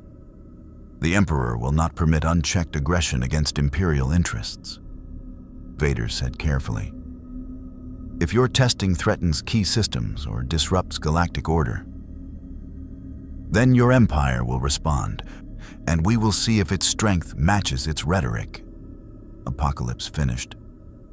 This is the nature of testing, Vader. The strong adapt, the weak fall. Even empires must prove their worth. Before Vader could respond, a new presence entered the chamber. War strode in, his blade-covered form still bearing scorch marks from the battlefield. He carried something in his hands, a stormtrooper helmet, crushed and twisted. Master, War reported. The Imperial forces have withdrawn to their landing zone. They leave their dead and wounded behind. I count this as acknowledgement of defeat. Or tactical withdrawal pending orbital bombardment, Vader countered coldly. War grinned, an expression made horrific by the blades that protruded from his jaw. Let them try. We will see if their ships can target us before I tear through their hull and find their bridge crew. Apocalypse raised a hand, forestalling further posturing. Enough. War, the testing proceeds as planned. Vader brings diplomatic overtures that require consideration, not bloodshed. He turned back to the Dark Lord. You will return to your Emperor with my message. I will continue my evaluation of this galaxy's strength. In 3 standard weeks, I will broadcast my findings and my intentions. If your Emperor wishes to negotiate at that time, he knows where to find me. 3 weeks, Vader repeated. Much can happen in 3 weeks. Systems can fall, populations can be decimated. Or champions can rise, heroes can emerge. The weak can prove themselves strong through adversity. Apocalypse's smile was terrible. Is this not how your own Sith philosophy functions? Through conflict, the worthy rise? You should welcome my testing. Vader stood silent for a long moment. Through the Force, he reached out, trying once more to understand what he faced. Apocalypse remained a void, but now Vader could sense the edges, the places where this being's power intersected with reality, bending it through sheer will and ancient knowledge. I will deliver your message, Vader said finally. But know this, Apocalypse. The Emperor is not accustomed to being denied. If he perceives you as a threat rather than a potential asset, he will bring the full weight of the Empire against you. Death Stars, Star Destroyer fleets, Sith acolytes and inquisitors. He will turn this entire sector to ash before accepting defiance. Then I look forward to seeing if his weapons can accomplish what he promises, Apocalypse replied. Death, escort our guest back to his forces. Ensure he departs unmolested. This meeting is concluded. Death bowed and gestured for Vader to follow. As they walked back through the impossible corridors, she spoke again. Your Emperor sounds formidable. But tell me, Vader, has he ever faced something he couldn't manipulate or destroy? Has he ever encountered power that existed entirely outside his framework of understanding? The Emperor has survived challenges that would have destroyed lesser beings, Vader answered. He is supremely adaptable. We shall see. They reached the pyramid's exit. Know that my master respects strength, but he has no patience for those who claim power without earning it. Your Emperor has built an empire. Impressive. But has he himself proven worthy? Or has he simply been fortunate enough to face no true opposition? Vader stopped at the threshold, turning to face death. The Emperor was once known as Darth Sidious. He orchestrated the fall of the Jedi Order, manipulated a galactic war, and seized control of the Republic through pure cunning and dark side mastery. He has proven his worth 1,000 times over. Political victories and military conquests? Death mused. Impressive by your standards. But my master has reshaped entire worlds through force of will alone. He has survived the fall of civilizations by becoming more than any single being could defeat. When your Emperor faces him, will his dark side powers be enough? Or will he learn that there are forces in the universe that the Force itself cannot touch? She spread her wings, and Vader felt the subtle threat in the gesture. Go, Dark Lord. Deliver your message.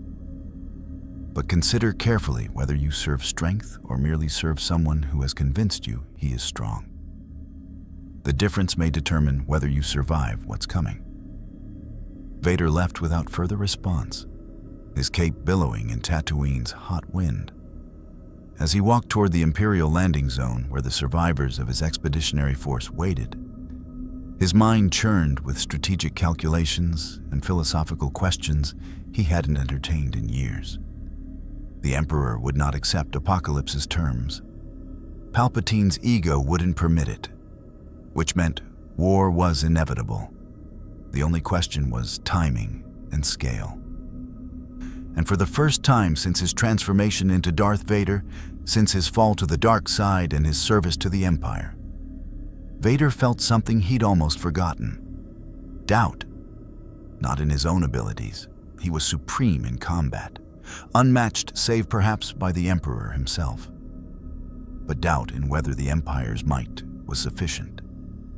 Whether the dark side of the Force, for all its power, could stand against something that existed entirely outside its domain. He reached the landing zone where Admiral Piet had dispatched a rescue shuttle. The remaining stormtroopers looked haggard, traumatized by their encounter with war and famine. Medical droids tended to the wounded, though many were beyond help. Their life energy drained so completely that no technology could restore them. "Lord Vader?" the shuttle pilot stammered as Vader boarded. "We have casualties at 78%. The Horsemen, they're unlike anything in our combat database. Request permission to evacuate all remaining forces." "Granted," Vader said. "Prepare for immediate departure." As the shuttle lifted off, Vader took one last look at Mos Eisley through the viewport. The transformed city stood as a monument to alien power, its impossible architecture a challenge to everything the Empire represented. And at its center, that pyramid, where a being older than the Sith themselves waited to see if this galaxy could prove itself worthy. The Emperor would call it arrogance, would plan Apocalypse's destruction with cold calculation. But Vader, who had faced death herself and survived only through stalemate, knew better. This wasn't arrogance. This was certainty. The certainty of a being who had tested countless civilizations and found them all wanting. Whether the Empire would be different remained to be seen. On the Executor, as Vader meditated in his chamber and prepared his report, another conversation was taking place in the lower decks. A group of officers, ambitious men who saw opportunity in chaos, gathered in a secure room to discuss what they'd witnessed. "The Emperor will order a siege," Captain Darren said quietly. "Blockade Tatooine, starve them out, orbital bombardment if necessary. Standard protocol for suppressing rebellion." "Will it work?" Lieutenant Thesh asked. "Against beings who can reshape matter and drain life energy?" Silence answered him. Because none of them knew. None of their training, none of their experience with rebel insurgents or planetary conquests had prepared them for this. "There's another option," Darren said slowly. "If this apocalypse is testing the galaxy's strength, what if we simply prove ourselves worthy? What if the Empire adapts rather than fights?" "That's treason," Thesh hissed. "That's survival." Darren leaned forward. "I saw what the Horsemen did to an AT-AT battalion. I watched men who survived Yavin get drained of life like they were nothing. But if the choice is between dying for an empire that sees us as expendable or surviving by demonstrating worth, I know which I prefer." The conversation continued in whispers, seeds of doubt planted that would grow in the coming days. Because that was Apocalypse's true power, not just reshaping matter, but reshaping minds, forcing beings to question their assumptions about strength and survival. And across the galaxy, on hundreds of worlds, others were having similar conversations. Rebel operatives wondering if this new threat could be turned against the Empire. Criminal syndicates calculating whether cooperation or resistance offered better profit margins. Force-sensitive survivors debating whether Apocalypse's philosophy aligned more with Jedi teachings or Sith darkness. The testing had only begun. And already, the galaxy was starting to fracture along new fault lines. In 3 weeks, Apocalypse would broadcast his findings. 3 weeks for the strong to prove themselves. 3 weeks for the weak to hide or transform. 3 weeks until the galaxy learned whether it would survive the arrival of its oldest challenger. Emperor Palpatine stood before the vast, transparasteel windows of his throne room. His gnarled hands clasped behind his back as he gazed out over Coruscant's endless cityscape. The planet-wide metropolis glittered with billions of lights, a monument to imperial power and organizational supremacy.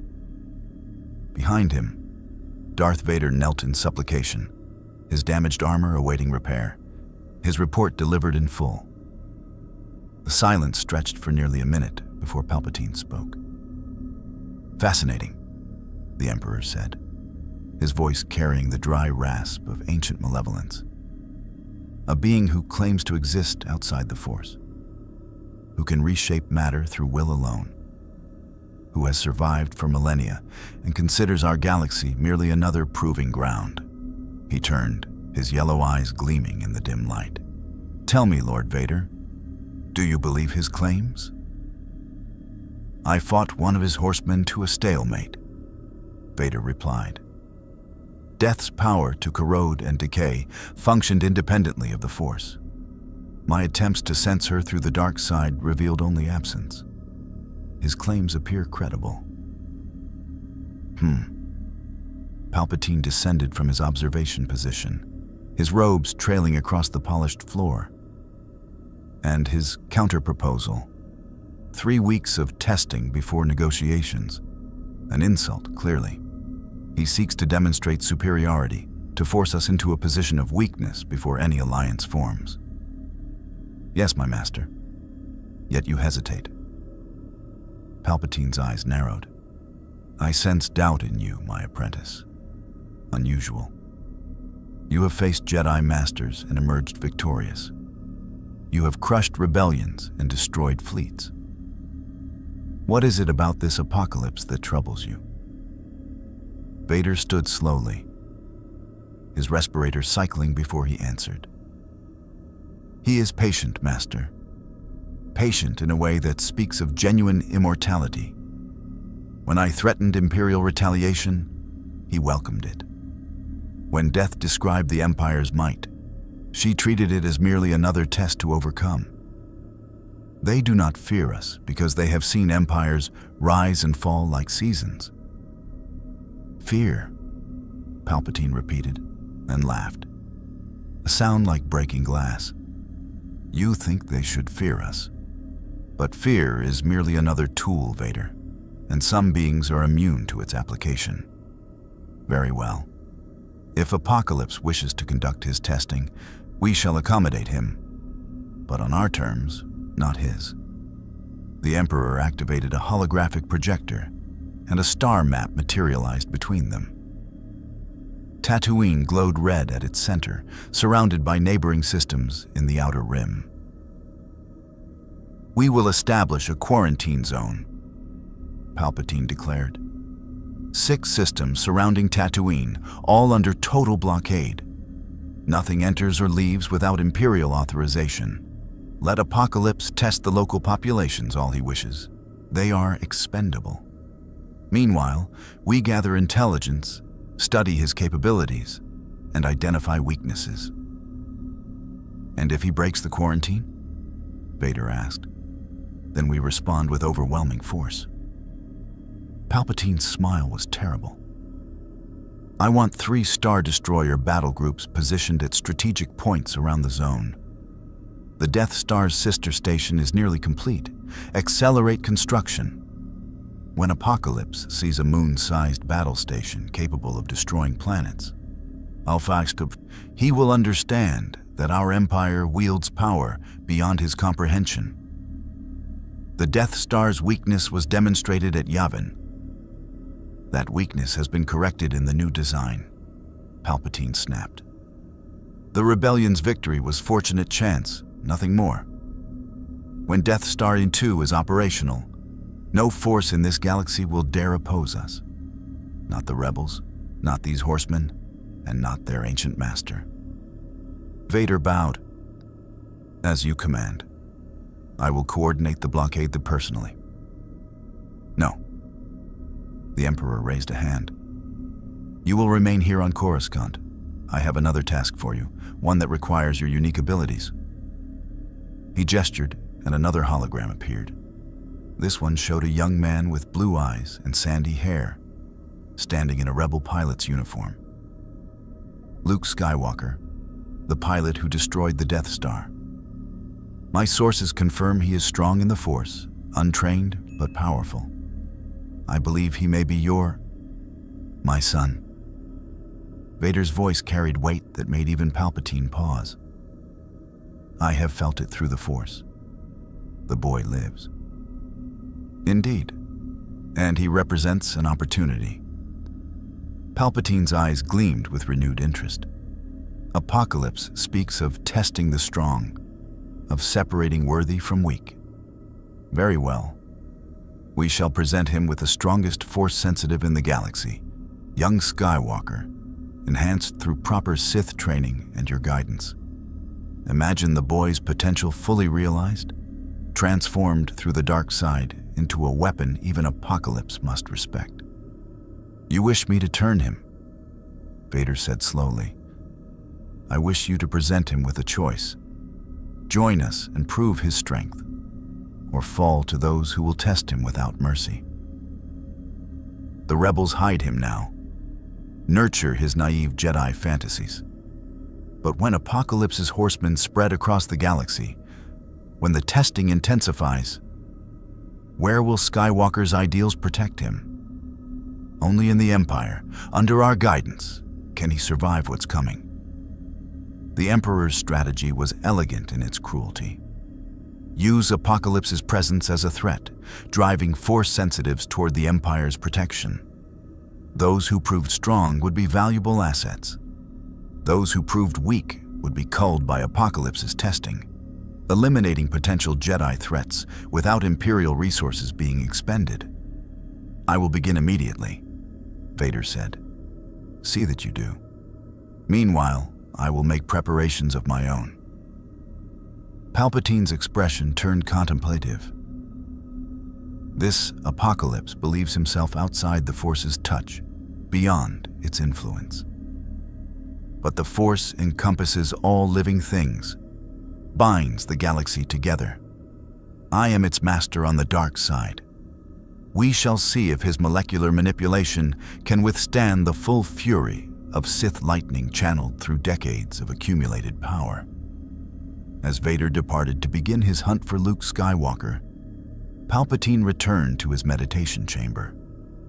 He settled onto his throne, closed his eyes, and sent his consciousness ranging across the galaxy through the Force. He touched countless minds, Imperial officers implementing the blockade, rebel leaders scrambling to understand the new threat, criminals calculating angles, civilians fleeing the Outer Rim.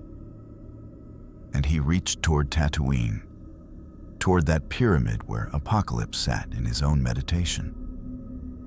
Palpatine's presence probed carefully, seeking any crack in the being's defenses, any vulnerability his dark side mastery could exploit. For a moment, nothing. The absence Vader had described, a void where presence should exist. Then, contact. Not through the Force, but something else. Apocalypse's consciousness touched Palpatine's, and the Emperor felt true surprise for the first time in decades. The ancient mutant had sensed his probe and responded, their minds meeting across the gulf of space. Emperor Palpatine. Apocalypse's mental voice resonated with power that made Palpatine's considerable telepathy seem like a whisper. How curious. You reach across the stars to study me, even as you plan my destruction. This Force you wield is impressive. A networked energy field connecting all life in your galaxy. But you use it crudely, like a child with a weapon he doesn't fully understand. You dare lecture me on the Force? Palpatine's response crackled with dark side energy. I have mastered powers you cannot comprehend. I have destroyed civilizations and built empires. The dark side answers to my will alone. The dark side, Apocalypse mused. One half of a binary philosophy. Light and dark, Jedi and Sith. Endless cycles of conflict that change nothing fundamental. I have seen such philosophies rise and fall across countless worlds. They always end the same way. Stagnation, dogma, and eventual extinction. True power requires evolution beyond such limited thinking. And yet, you come to my galaxy preaching survival of the fittest, the oldest dogma of all. Palpatine countered. You are no revolutionary, Apocalypse. You are simply ancient, mistaking age for wisdom. Perhaps. There was amusement in Apocalypse's mental tone. We shall see whose philosophy proves superior when the testing concludes. But know this, Emperor. Your blockade will fail. Your weapons will prove insufficient. And when you finally face me directly, you will learn the difference between mastering a force and being a force yourself. The connection severed abruptly, and Palpatine found himself alone in his meditation chamber, his withered hands gripping the throne's armrests with enough force to crack the stone. For the first time in his long rise to power, Emperor Palpatine felt something beyond anger or ambition. He felt threatened. On Tatooine, Apocalypse opened his eyes and smiled. The Emperor's telepathic probe had been instructive, showing him the extent and limitations of this force energy. It was powerful, yes, but also bound by rules and traditions that limited its application. The Sith and Jedi had spent millennia perfecting techniques without questioning the fundamental nature of what they wielded. They were masters of a tool. He was the tool itself. Famine, pestilence, he projected telepathically. Expand the testing. Move beyond Tatooine to neighboring worlds. The Emperor establishes a blockade. Show him that borders mean nothing to those who truly understand power. Or you will accompany them. Demonstrate our reach. And death? The horseman in question asked, standing at the pyramid's entrance. Death remains with me. When champions come, and they will come, we will face them together. The Jedi survivor, the Dark Lord, the rebels, the criminals. All will be tested. All will prove their worth or their weakness. Across Mos Eisley, the transformed stormtrooper, Apocalypse's first herald in this galaxy, stood before a gathering of civilians who hadn't yet fled. They were a mixture of species, desperados, and innocents alike, all terrified of what the future held. You have a choice, the herald announced, his voice carrying Apocalypse's authority. Flee and die running, or stay and prove your strength. Those who remain will be tested. Those who pass will be enhanced beyond your species' natural limitations. Those who fail will serve as examples of what weakness breeds. A Rhodian merchant stepped forward, his translator device rendering his speech to basic. What if we want neither? What if we just want to live our lives? Then you misunderstand the nature of existence, the herald replied. All life is struggle. All existence is test. You simply had the fortune, or misfortune, to live in a galaxy where the testing was less obvious, hidden behind governments and philosophies and false security. Unsaba Nur removes these illusions. He shows you what has always been true. The strong survive. The weak do not. Choose which you will be. Some fled, but others, more than Apocalypse had predicted, stayed. Sentient beings tired of being ground beneath the Empire's heel or disgusted with the rebellion's seemingly futile resistance. People who saw in Apocalypse's philosophy a brutal honesty that resonated with their own experiences. They would be tested. Most would fail. But those who passed would become something more than they were. Enhanced, elevated, transformed into examples of what strength could achieve. And their transformations would be broadcast across the galaxy. A message to all who watched: evolve or perish. On Hoth, in the rebellion's new base still under construction, Princess Leia watched the latest intelligence reports with growing alarm. Apocalypse's horsemen had appeared on 3 neighboring systems in the past 24 hours. On Geonosis, war had challenged the remnant droid factories and destroyed them single-handedly. On Ord Mantell, famine had drained an entire Imperial garrison without a single shot being fired. On Ta'anab, pestilence had released plagues that killed thousands but left the survivors noticeably stronger, faster, more resilient. "It's spreading," General Ryakan said grimly. "The Empire's blockade isn't containing them. If anything, it's just concentrating civilian populations in the quarantine zone, giving Apocalypse more subjects to test. We need allies," Mon Mothma declared. "The Empire clearly can't handle this alone. Perhaps some of the neutral systems. No one's neutral anymore." Leia interrupted. "I've received reports from our agents. Some systems are actively trying to contact Apocalypse, offering cooperation in exchange for his enhancement technologies. Others are fortifying, preparing for the testing to reach them.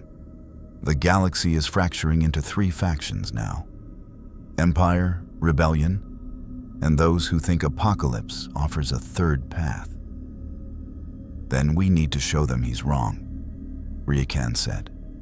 "Demonstrate that strength doesn't require his twisted philosophy." "With what?" Leia's frustration bled through. "We barely survived, Yavin. Our fleet is scattered. Our resources are stretched. How do we stand against something that treats Star Destroyers like minor obstacles?" Silence answered her, because none of them had solutions, only questions and fear. Then the door opened, and a familiar face appeared. Han Solo looking worn and worried, Chewbacca looming behind him. "I heard you were looking for someone who knows what Apocalypse can do," Han said without preamble. "Because I was there. I saw it. And I'm telling you right now, you don't want to fight this thing. You want to run far and fast." "We can't run from this, Captain Solo," Mon Mothma said quietly. "It will follow. It will spread. Running only delays the inevitable." Han looked at each of them in turn, saw the determination in their faces, and sighed.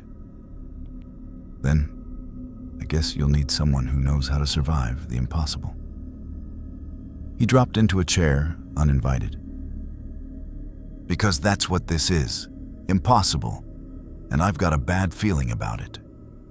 3 weeks, Apocalypse had promised. 3 weeks of testing before his final broadcast. 2 weeks remained. And across the galaxy, everyone, Empire, Rebellion, criminal, civilian, waited to see who would be found worthy and who would be found wanting. The testing intensified. On Ryloth, war descended upon a Twi'lek resistance cell that had been fighting Imperial occupation for years. These were hardened guerrilla fighters, veterans who had survived countless battles through cunning and determination. They ambushed war in the tunnels beneath their capital city, using tactics that had destroyed entire stormtrooper companies. War tore through them like a force of nature. But 3 survived.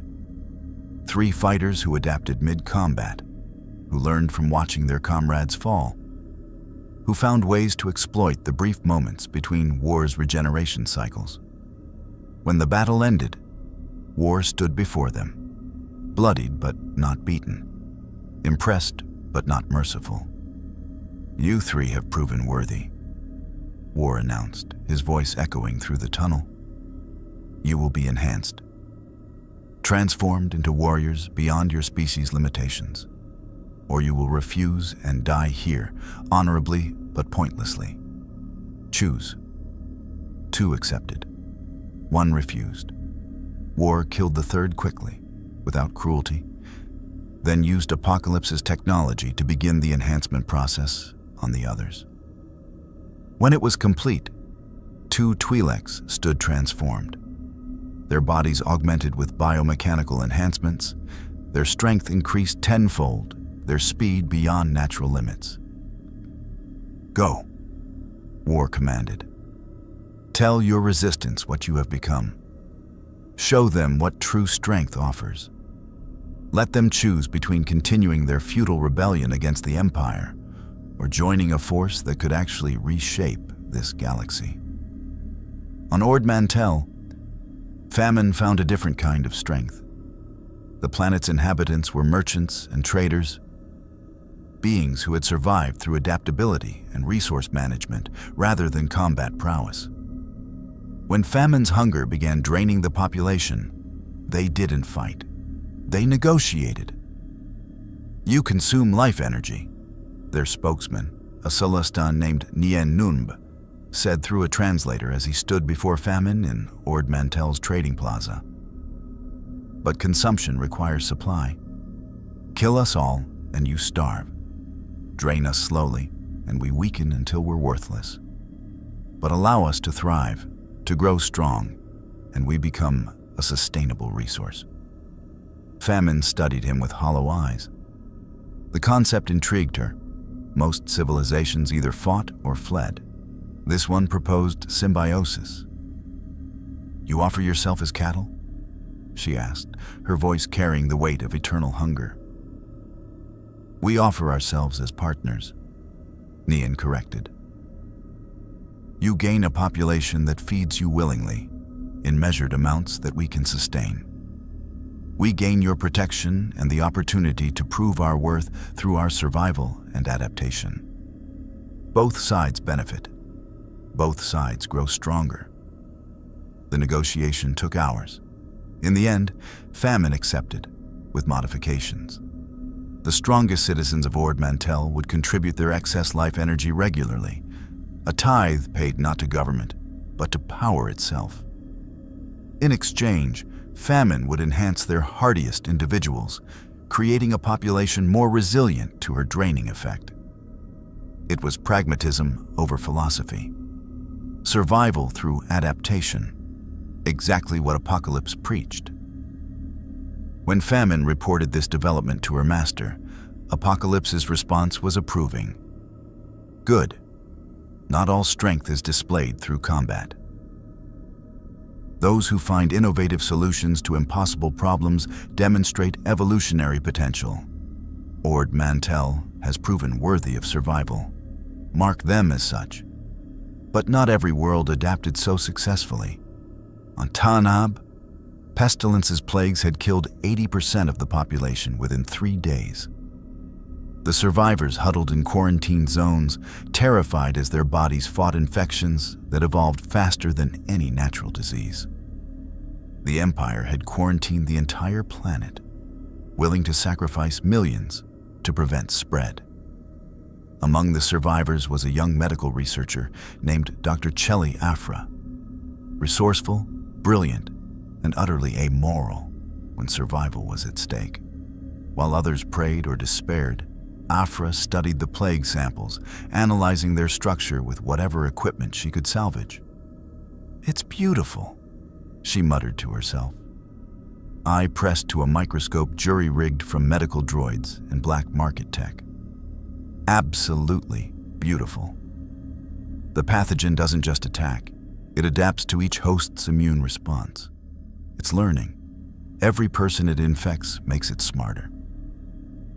She worked for 72 hours straight, fueled by stimulants and desperation, until she found it.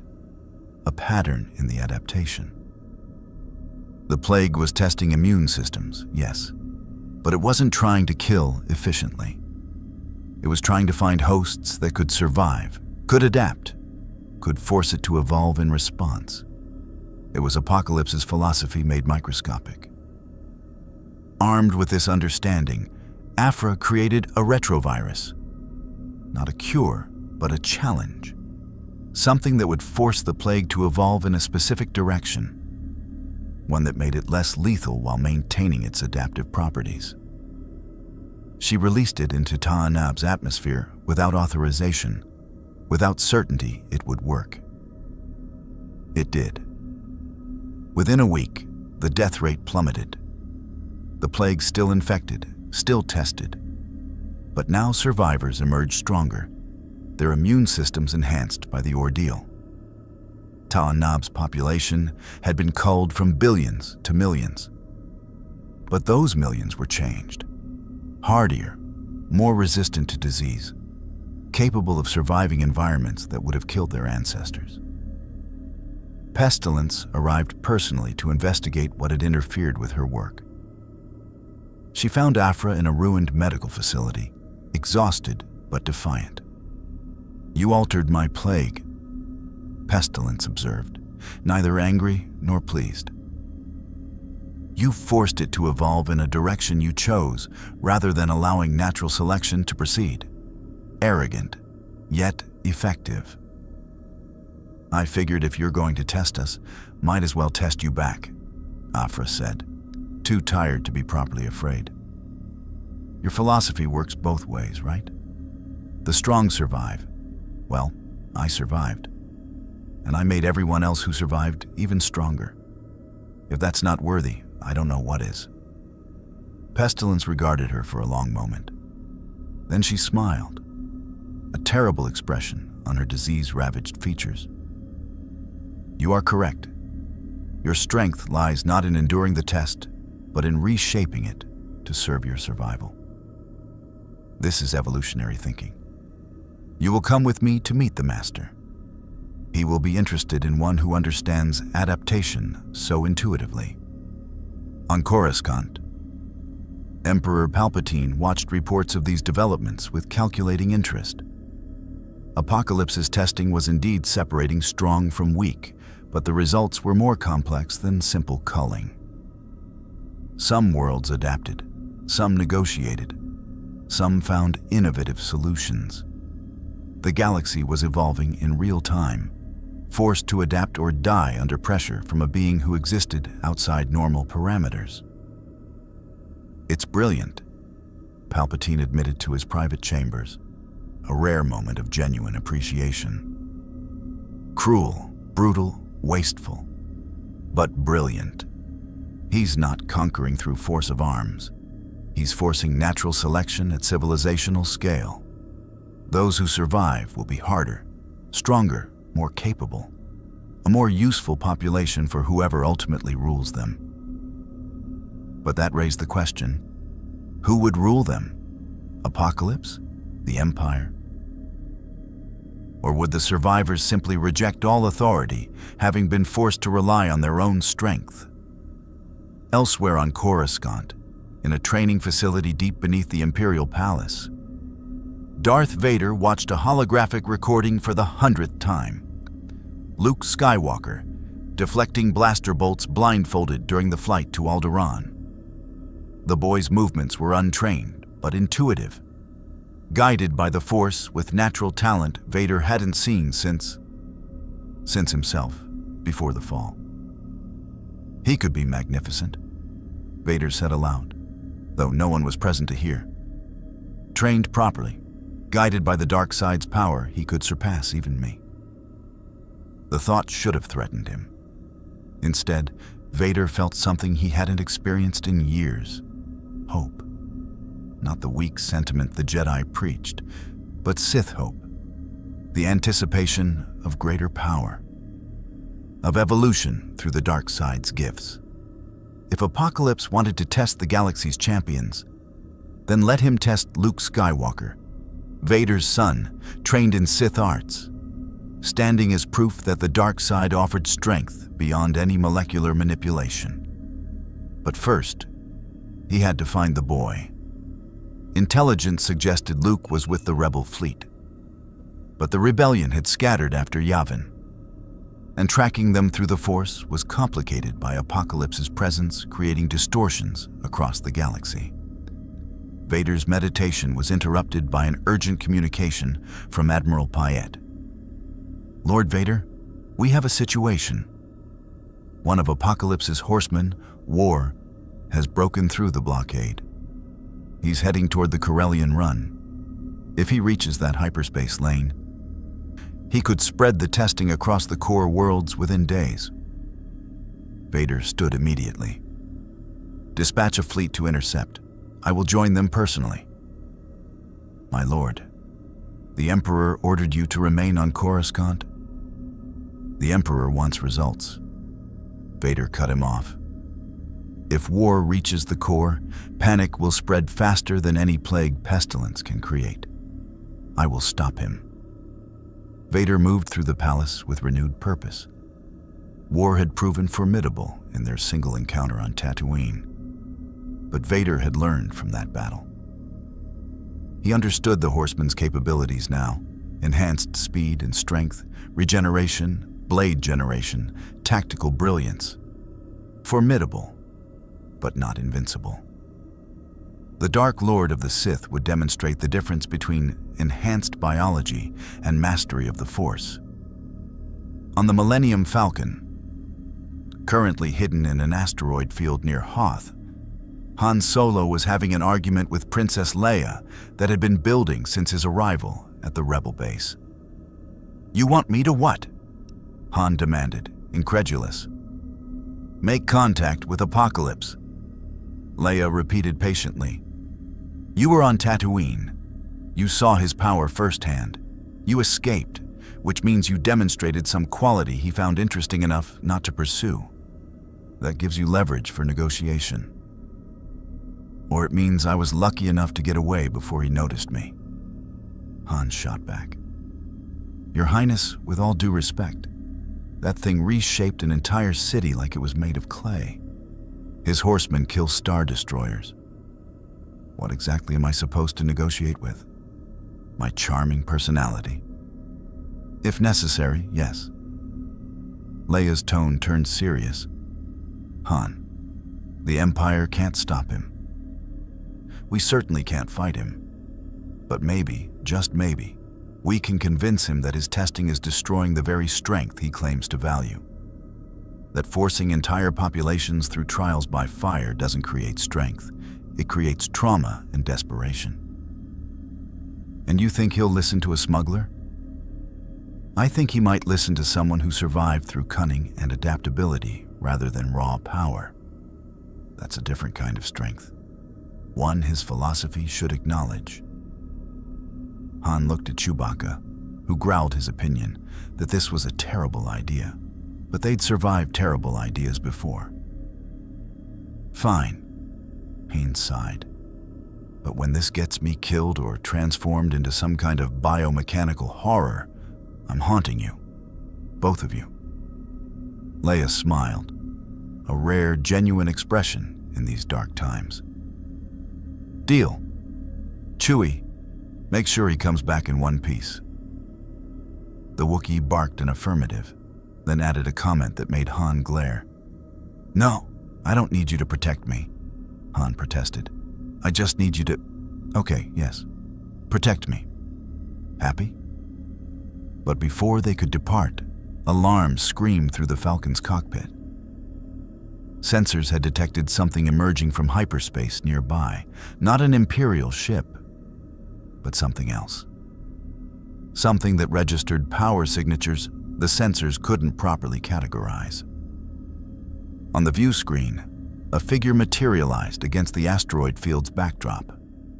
War, his blade-covered form unmistakable, had somehow tracked the Millennium Falcon to its hiding place. Behind him, space itself seemed to ripple, some kind of personal shielding or environmental adaptation that let him survive in vacuum. "Attention! Occupants of the modified YT-1300 freighter." War's voice came through the comm system, though how he was transmitting without visible equipment was anyone's guess. "I am War, Horseman of Apocalypse. I have pursued you since Tatooine. You fled when others stayed to be tested. This suggests either wisdom or cowardice. I will determine which." "Oh, this just keeps getting better," Han muttered, hands flying across the Falcon's controls. "Chewie, warm up the hyperdrive. We're leaving. Now." But as the engines powered up, War moved with impossible speed, crossing the distance between them and landing on the Falcon's hull with enough force to shake the entire ship. Through the cockpit viewport, they could see him, standing on their ship in hard vacuum, smiling that terrible blade-lined smile. "Running will not save you," War announced. "But fighting might prove your worth. Choose quickly." Han and Chewbacca exchanged looks. They'd faced Imperial cruisers, bounty hunters, and Jabba's wrath. But this was different. This was something that treated the vacuum of space as casually as walking down a street. "Leia's going to kill me if I die doing this," Han said, then hit the emergency airlock purge. The decompression should have torn War off the hull, sucked him into space with force enough to disorient even an enhanced being.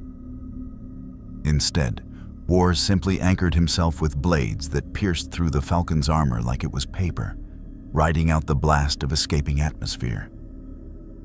Then he began cutting through the hull, carving an entrance to face them directly. "This," Han said as Chewbacca grabbed his bowcaster and Han drew his blaster, "is definitely going on the list of worst ideas ever." War's blade punched through the final layer of hull plating, and the Horseman pulled himself into the Falcon's interior corridor, his enhanced physiology adapting instantly to breathable atmosphere after vacuum exposure. "Now," War said, blades extending from both forearms, "let us see if you are worth the chase." The Millennium Falcon's corridor was not designed for combat. Narrow passages, low ceilings, exposed conduits that sparked when struck. But for Han Solo and Chewbacca, who knew every inch of their ship, it was home field advantage against an invader who treated starship hulls like suggestions. War filled the corridor with his bulk, blade-covered arms scraping the walls as he advanced. His red eyes fixed on Han and Chewbacca with the focus of a predator who had finally cornered interesting prey. "You modified this vessel extensively," War observed, his tone almost conversational despite the threat he represented. Illegal hyperdrive enhancements, hidden smuggling compartments, military-grade shield generators on a civilian freighter. This speaks of someone who survives through preparation and adaptation. "Good. Show me if that translates to combat." Han fired first, 3 quick shots from his DL-44, each bolt aimed at center mass.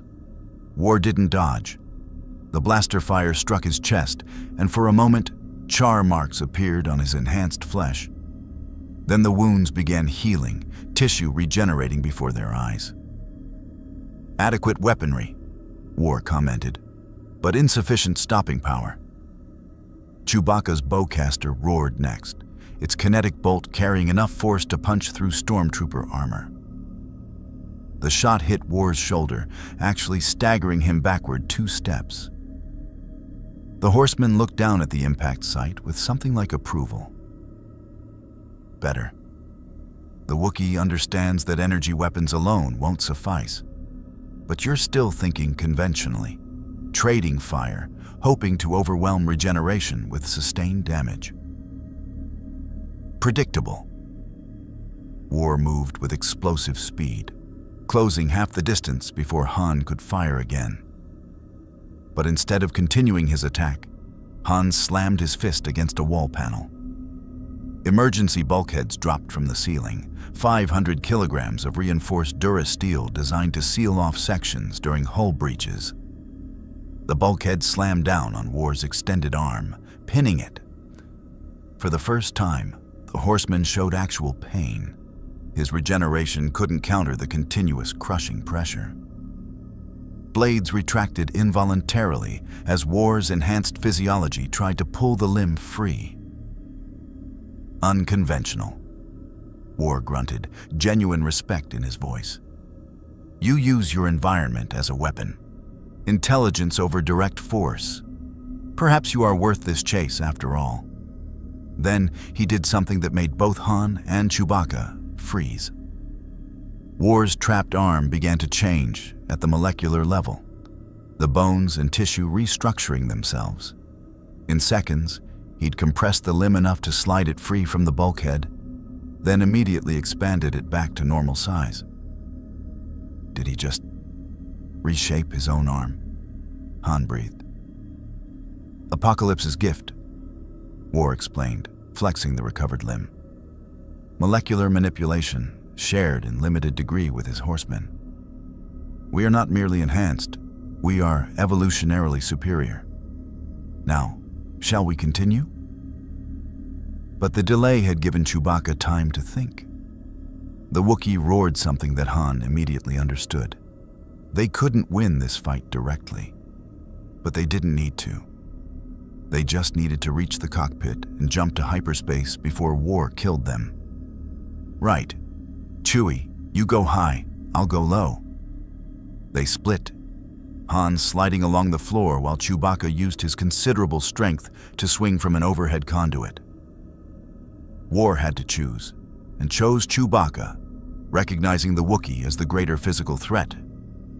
Blades extended, War leaped upward to meet the Wookiee's charge. Their collision shook the entire corridor.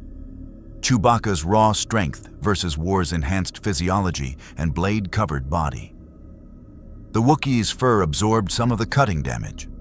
Thousands of years of evolution making Wookiee hide surprisingly resistant to slashing attacks. But War's blades were finding purchase, drawing blood with each strike. Han didn't waste the opening. He ran for the cockpit, hands flying across emergency controls as he dove into the pilot's seat. The hyperdrive was still warming up.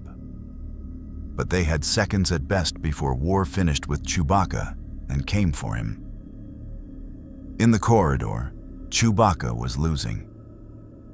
War's combat experience, centuries of battle across realities, outmatched the Wookiee's strength. A blade found Chewbacca's shoulder, another his leg. The Wookiee roared in pain and fury, but War was relentless. "You fight with honor," War said, almost sadly. "But honor doesn't ensure survival, only strength does. You are strong, Wookiee, but not strong enough." Then the Millennium Falcon lurched into hyperspace. The transition was violent, emergency jump protocols activating before proper calculations were complete. The corridor's artificial gravity failed for 2 seconds, long enough for Chewbacca to break War's hold and scramble toward the cockpit. War tried to follow, but the hyperdrive's activation had done something unexpected to his enhanced physiology. War screamed, an actual sound of agony that echoed through the ship. His body was rejecting hyperspace, his molecular structure unable to adapt to faster-than-light travel while exposed to the naked energy fields. Apocalypse's enhancements made him superior in normal space. But hyperspace was something different, a dimension where normal matter didn't fully exist. "Get him off my ship," Han yelled, seeing War convulsing in the corridor through the internal monitors. Chewbacca, wounded but functional, staggered back and activated another emergency protocol. The section of corridor where War stood suddenly opened to space, or rather, to hyperspace. The swirling blue-white chaos of faster-than-light travel flooded in, and War was sucked out into it, his enhanced body unable to maintain coherence in an environment that defied conventional physics.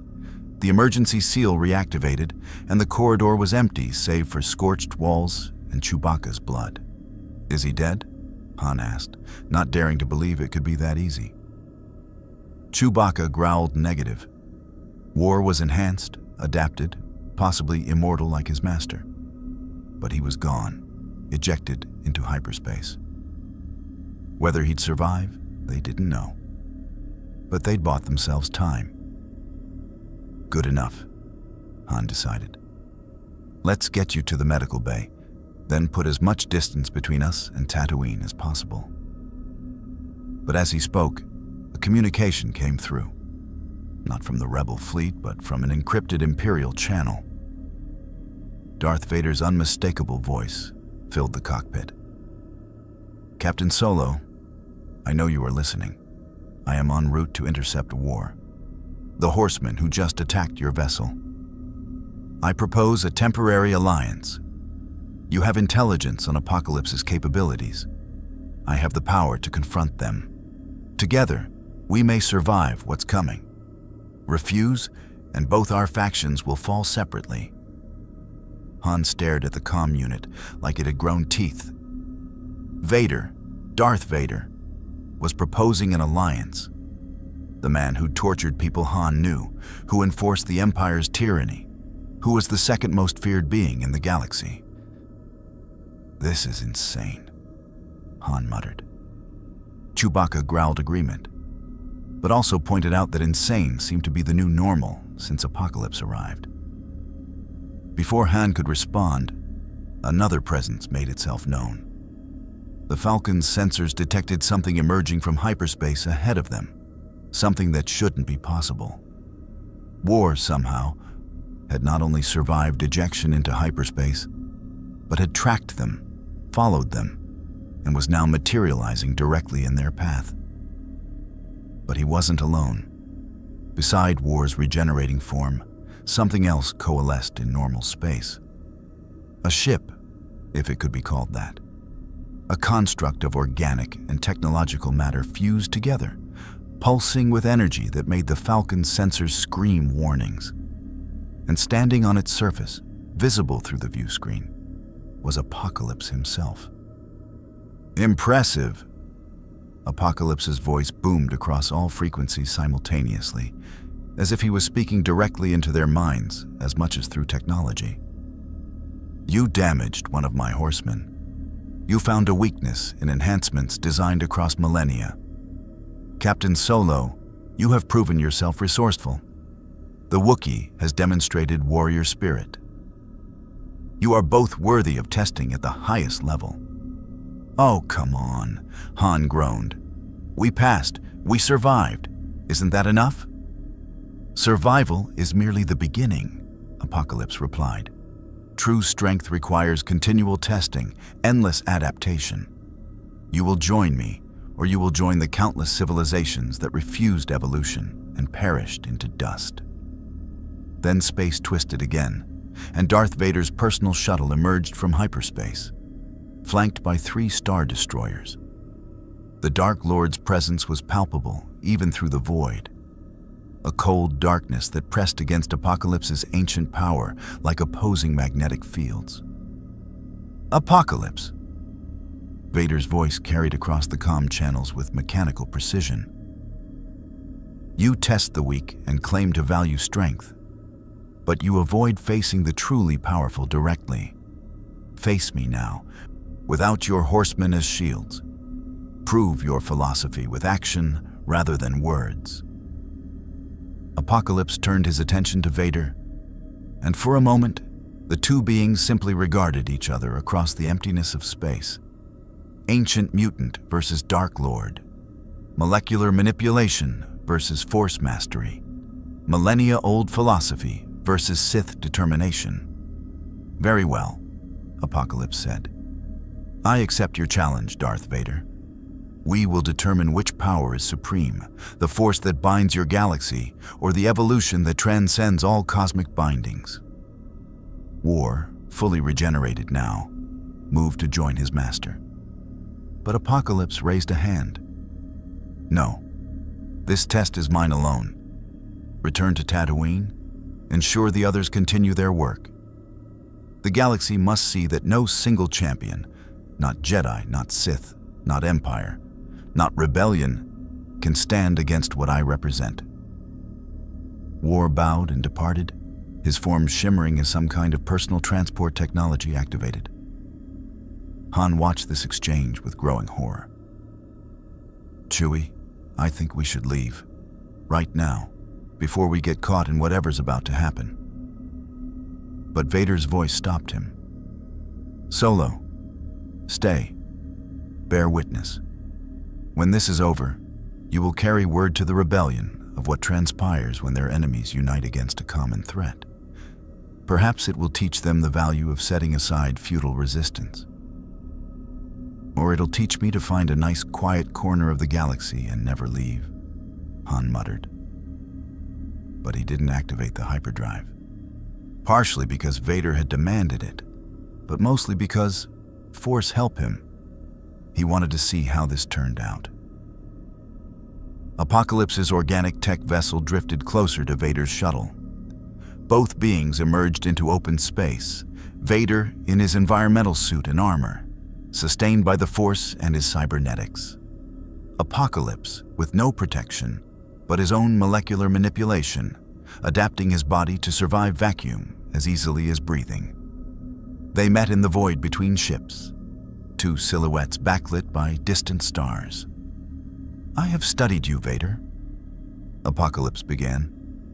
"Half man, half machine, sustained by technology and this force energy you wield. You claim strength, but you are a cripple kept alive by artificial means.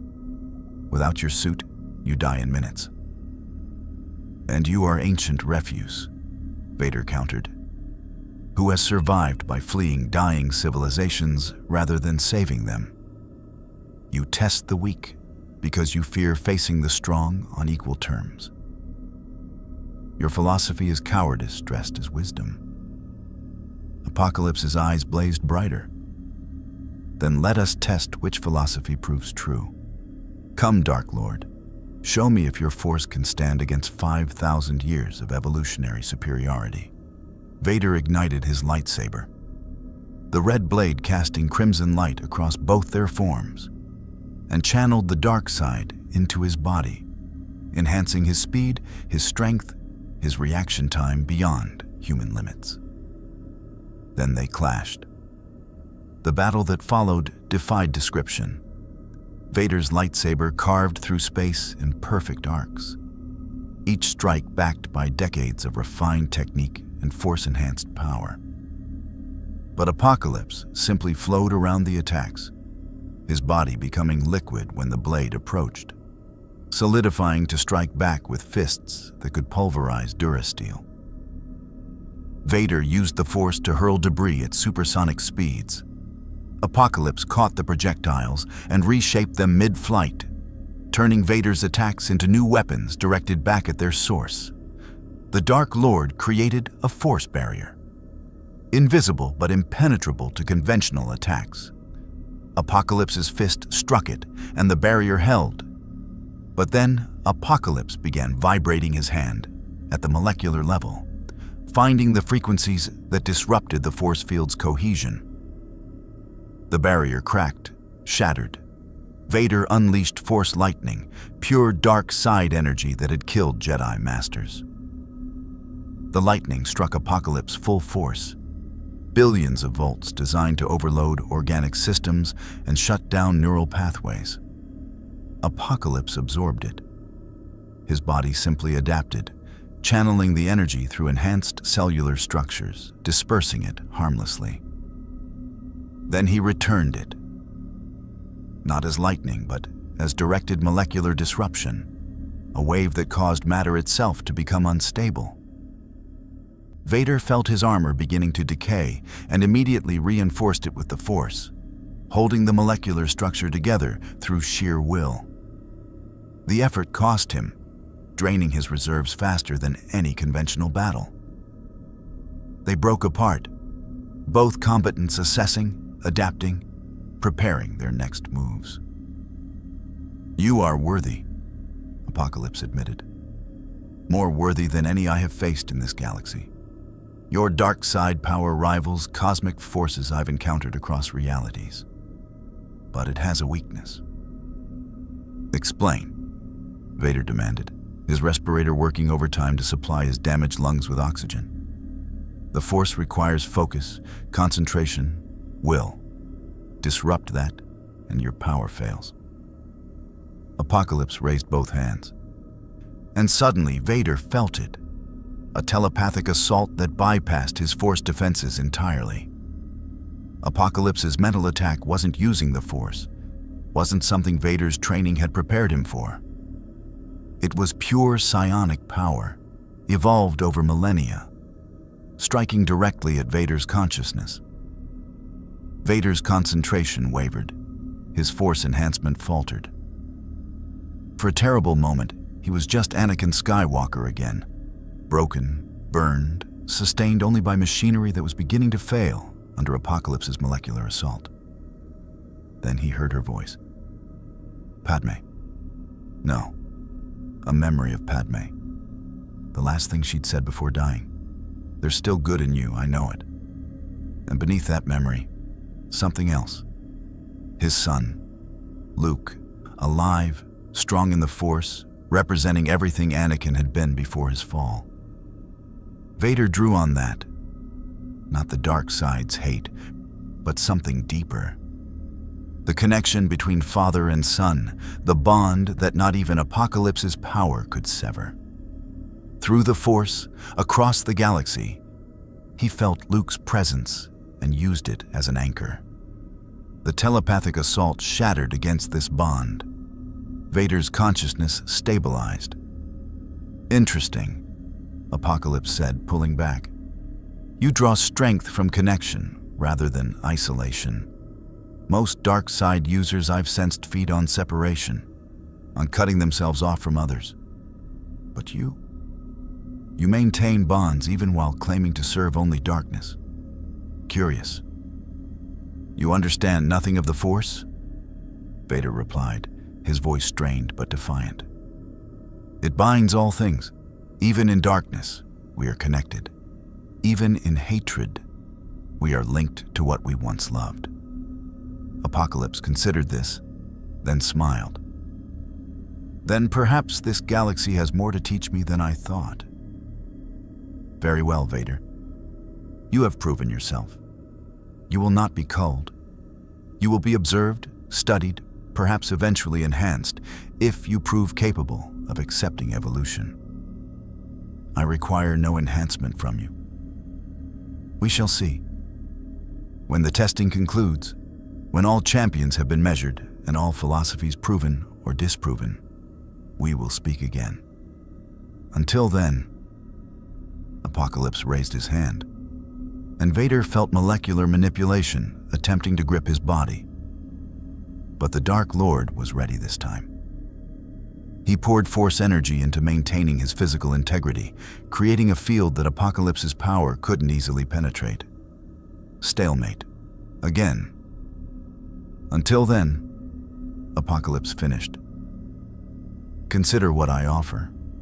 Power beyond your Emperor's dark side. Strength beyond your mechanical limitations. Evolution, Vader. The chance to become more than a broken warrior held together by circuits and hate." Then Apocalypse was gone, his organic vessel folding space around itself in a manner that had nothing to do with hyperspace and everything to do with technologies that shouldn't exist in this galaxy. Vader floated in the void, his armor sparking, his body exhausted, his mind racing.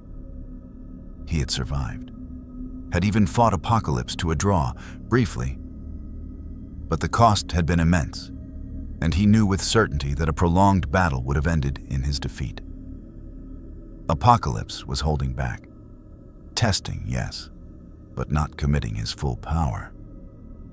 Which meant the ancient mutant was even more dangerous than the encounter suggested. On the Millennium Falcon, Han Solo let out a breath he didn't know he'd been holding. Did we just watch Darth Vader fight a god to a draw? Chewbacca barked affirmative, equally awed. And we're still alive to tell about it? Another affirmative bark. Then I say we jump to hyperspace, find the rebellion, and never, ever volunteer for anything ever again. For once, Chewbacca had no argument. As the Falcon vanished into hyperspace and Vader's shuttle returned to its star destroyers, a single fact became clear across the galaxy to all who monitored those events through long-range sensors or Force visions. Apocalypse could not be defeated by any single champion. Not Vader. Not the Emperor. Not even Luke Skywalker, wherever he was hiding. If the galaxy was to survive, it would require something unprecedented. Unity. 1 week remained. The message spread across the galaxy through official Imperial channels, rebel communications, HoloNet broadcasts that couldn't be blocked or filtered, and whispered conversations in cantinas from Coruscant to the Outer Rim. Apocalypse had scheduled his final broadcast, a declaration of findings from his testing and his intentions for the galaxy's future. In that week, the galaxy transformed. On Coruscant, Emperor Palpatine convened an unprecedented council. Not just Imperial officers and Moffs, but representatives from neutral systems, criminal syndicates, even, through carefully encrypted channels, rebel leadership. The throne room that normally hosted executions and displays of imperial dominance now served as meeting ground for beings who'd spent years trying to destroy each other. Apocalypse represents an existential threat, Palpatine announced, his yellow eyes scanning the assembled crowd. Not merely to the Empire, but to all sentient life in this galaxy. His testing has demonstrated capabilities that transcend conventional warfare. Molecular manipulation, telepathic assault, biological enhancement that creates warriors beyond natural limitations, and most critically, philosophy that views us all as equally weak, equally in need of culling or transformation. Mon Mothma stood from the rebel delegation, her presence here a risk that could end with arrest or assassination. But Palpatine had guaranteed safe passage, and the stakes were too high for petty vindictiveness. The rebellion has fought imperial tyranny for years, she said carefully. But we recognize that Apocalypse's rule would be worse. At least the Empire allows life to continue under its control. Apocalypse offers only transformation or death. On this, and only this, we can find common cause. Murmurs of agreement rippled through the chamber. Jabba the Hutt's representative, a Twi'lek majordomo named Bib Fortuna, spoke next through his translator. The Hutt cartels control significant resources: weapons, ships, mercenaries. In exchange for amnesty on existing imperial warrants and guaranteed autonomy post-crisis, we offer full cooperation against the existential threat. Palpatine's smile was thin. Acceptable. All outstanding criminal charges against cartel operations are suspended for the duration of this emergency. Admiral Piet will coordinate logistics for integrating your forces into the defensive strategy. The meeting continued for hours. Battle groups were assigned, resources allocated, intelligence shared. And through it all, Palpatine felt the dark side churning with unprecedented turbulence. The Force itself seemed disturbed by what was happening. Natural enemies uniting, cosmic balance shifting in ways that defied millennia of Jedi-Sith conflict. But even this unity might not be enough. Darth Vader stood at the war room's periphery, his damaged armor now fully repaired, his mind focused on a singular objective.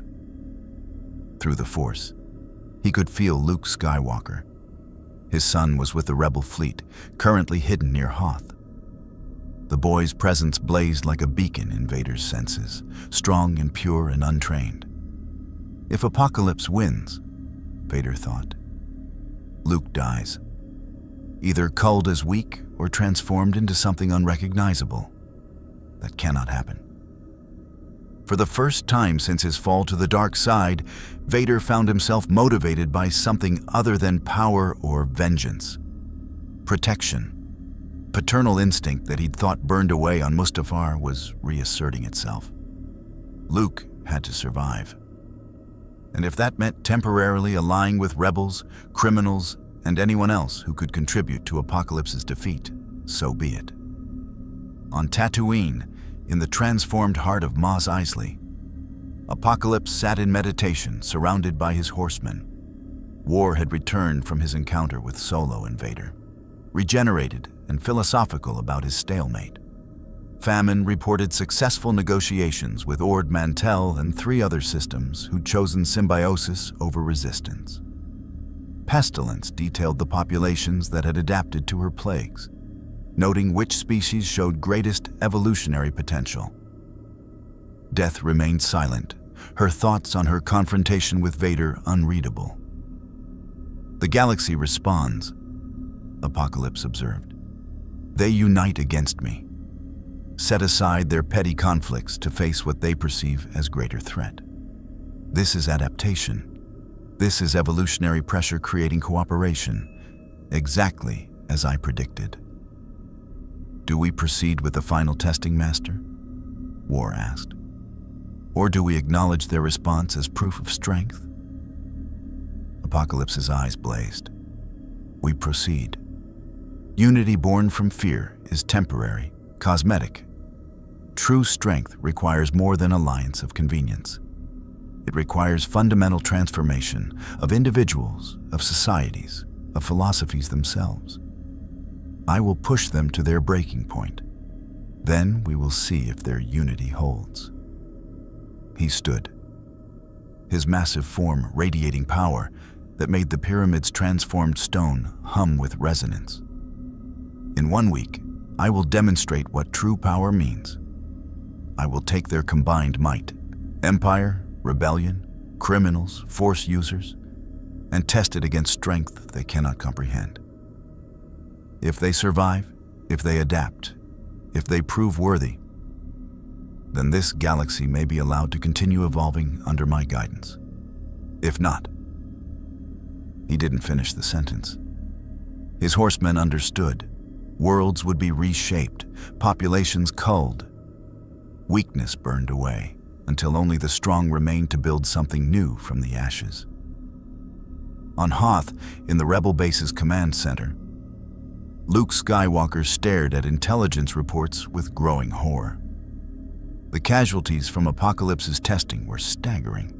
Millions dead across dozens of worlds, with billions more transformed or displaced.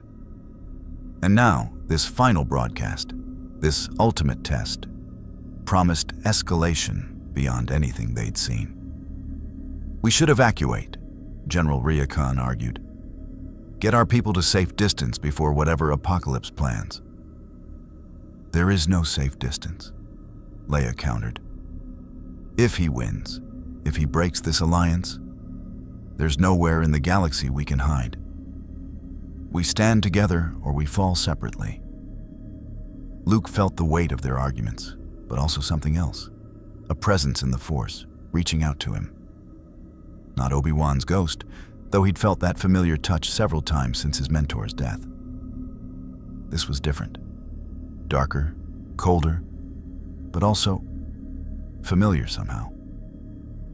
I need to go, Luke said suddenly. Go where? Leia asked, alarmed. I don't know. But the Force is guiding me somewhere. Someone important is calling to me. Luke, you can't just leave based on a feeling. Princess, the Force is feelings, Luke replied, echoing something Obi-Wan had taught him. Trust me, I need to do this. Han Solo, present via hologram from the Falcon, groaned audibly. Kid, I just got done running from one of these horsemen and barely survived. Whatever the Force is telling you, maybe tell it to wait until after we deal with the ancient murder god trying to reshape the galaxy. But Luke was already moving, drawn by something he couldn't explain to people who hadn't spent years dreaming of adventure, only to find themselves thrust into the center of galactic crisis. The Force wanted him somewhere specific, and Luke had learned to trust that pull, even when, especially when, it led toward danger. 3 days later, on a barren moon orbiting a gas giant in the Outer Rim, Obi-Wan Kenobi's Force ghost materialized before Luke Skywalker's X-Wing. The old Jedi had guided his former apprentice's son here through subtle Force suggestions, to a place where the veil between life and death was thin enough for meaningful communication. Luke, Obi-Wan's spectral form shimmered in the moon's thin atmosphere. What you face in the coming days will test everything you believe about the Force, about strength, about what it means to be Jedi. Master Kenobi, Luke breathed, relief flooding through him at seeing his mentor again. I don't know what to do. Apocalypse is too strong. The Empire and Rebellion together might not be enough. How do we fight something that exists outside the Force? You don't fight it, Obi-Wan said quietly. You transcend it. Apocalypse believes strength is survival, adaptation, evolution through conflict. But the Force teaches balance, not dominance of strong over weak, but harmony between all living things. Show him that philosophy, Luke. Demonstrate that true strength comes from connection, from compassion, from refusing to view existence as endless competition. But how? He can reshape matter with a thought. His horsemen have beaten some of the galaxy's greatest warriors. What can I do that Vader couldn't? Vader fought with the dark side, hate, fear, aggression. Powerful tools, but limited. You must fight with something Apocalypse has never encountered in his 5 millennia of existence. Obi-Wan's ghost smiled. Hope. Genuine, unshakable belief that life has value beyond mere strength, that the weak deserve protection, not culling. That evolution means growing together, not climbing over corpses to reach the top. Luke absorbed this, feeling the truth in his mentor's words, even as doubt gnawed at him. He was barely trained, barely able to lift his lightsaber with the Force, barely worthy of the title Jedi. How could he stand against something that made Darth Vader struggle? Trust in the Force, Luke, Obi-Wan said, his form beginning to fade. And know that you won't face this alone. Others are coming. Champions from across the galaxy, drawn by the same pull you felt. Together, you will show Apocalypse that this galaxy is stronger than he knows. Not despite our connections, but because of them. The ghost vanished, leaving Luke alone on the barren moon with R2-D2 beeping questions from the X-Wing's astromech socket. I know, R2, Luke said quietly. I'm scared too, but we have to try. The Force brought me here for a reason. Now I just need to figure out what comes next. The answer came as sensor readings spiked. Ships were emerging from hyperspace, dozens of them. Imperial Star Destroyers, Rebel corvettes, Hutt cartel cruisers, criminal syndicate frigates, even a few unaffiliated vessels bearing independent system markings. They were gathering, all of them, converging on this barren moon as if drawn by the same invisible thread that had pulled Luke here. Through the Force, Luke felt it. Apocalypse had sent his location to everyone. The ancient mutant had chosen this place for his final demonstration, and he was ensuring every faction, every champion, every being who claimed strength would be present to witness. On the largest Imperial Star Destroyer, Vader stood at the bridge viewport and stared at the barren moon below. Through the Force, he felt Luke there, his son, untrained and vulnerable, exactly where the coming battle would be most intense. Admiral Piet, Vader commanded. Signal the fleet. All ships to battle stations. Whatever happens in the next hours will determine the fate of this galaxy. Ensure our forces are ready. But privately, Vader added through the Force, reaching out to that brilliant presence on the moon's surface. Stay alive, my son. No matter what happens, survive. I will find you when this is over. Luke felt the touch, dark, cold, but somehow protective. He didn't understand it, didn't recognize the source. But it steadied him nonetheless. On Tatooine, Apocalypse stood and addressed his horsemen for the final time before the demonstration. They gather, he said, satisfaction in his ancient voice. Empire, rebellion, criminals, Force users, all united against us. They bring their fleets, their warriors, their champions. They come armed with weapons that have toppled governments and shattered armies. And they come believing that together they can stand against what we represent. War, famine, pestilence, and death stood ready. Enhanced bodies primed for combat, centuries of experience making them confident. Let them come, War growled. Let them bring their best. We will demonstrate what true strength means." "Indeed we shall," Apocalypse agreed. "But understand, this is not about victory or defeat in conventional terms. This is about teaching, showing this galaxy that their philosophies, Jedi compassion, Sith domination, rebellion freedom, imperial order, are all incomplete. That true evolution requires going beyond such binary thinking." He paused, then added quietly, "And if they cannot learn, then they will be reshaped until they can." The broadcast timer counted down, 3 hours until Apocalypse's final message. 3 hours until the gathered fleets would learn what the ancient mutant intended for their galaxy. 3 hours until everything changed. On that barren moon, Luke Skywalker ignited his lightsaber. The blue blade that had been his father's, though he didn't know it yet, and prepared to face something no Jedi in history had encountered. Above him, hundreds of ships representing every faction in the galaxy waited in tense formation. And across space, on his pyramid throne, Apocalypse smiled. The testing was about to reach its climax, and only the strongest, in body, mind, or spirit, would survive what came next. The barren moon trembled. Apocalypse materialized not through ship or shuttle, but through molecular teleportation, his mastery over matter allowing him to simply be where he chose. His horsemen appeared beside him, and together they stood before the assembled might of the galaxy. Above them, in orbit, hundreds of ships held position. Star destroyers with their weapons charged, rebel corvettes with fighters deployed, criminal fleet vessels bristling with illegal modifications. On the surface, champions had gathered.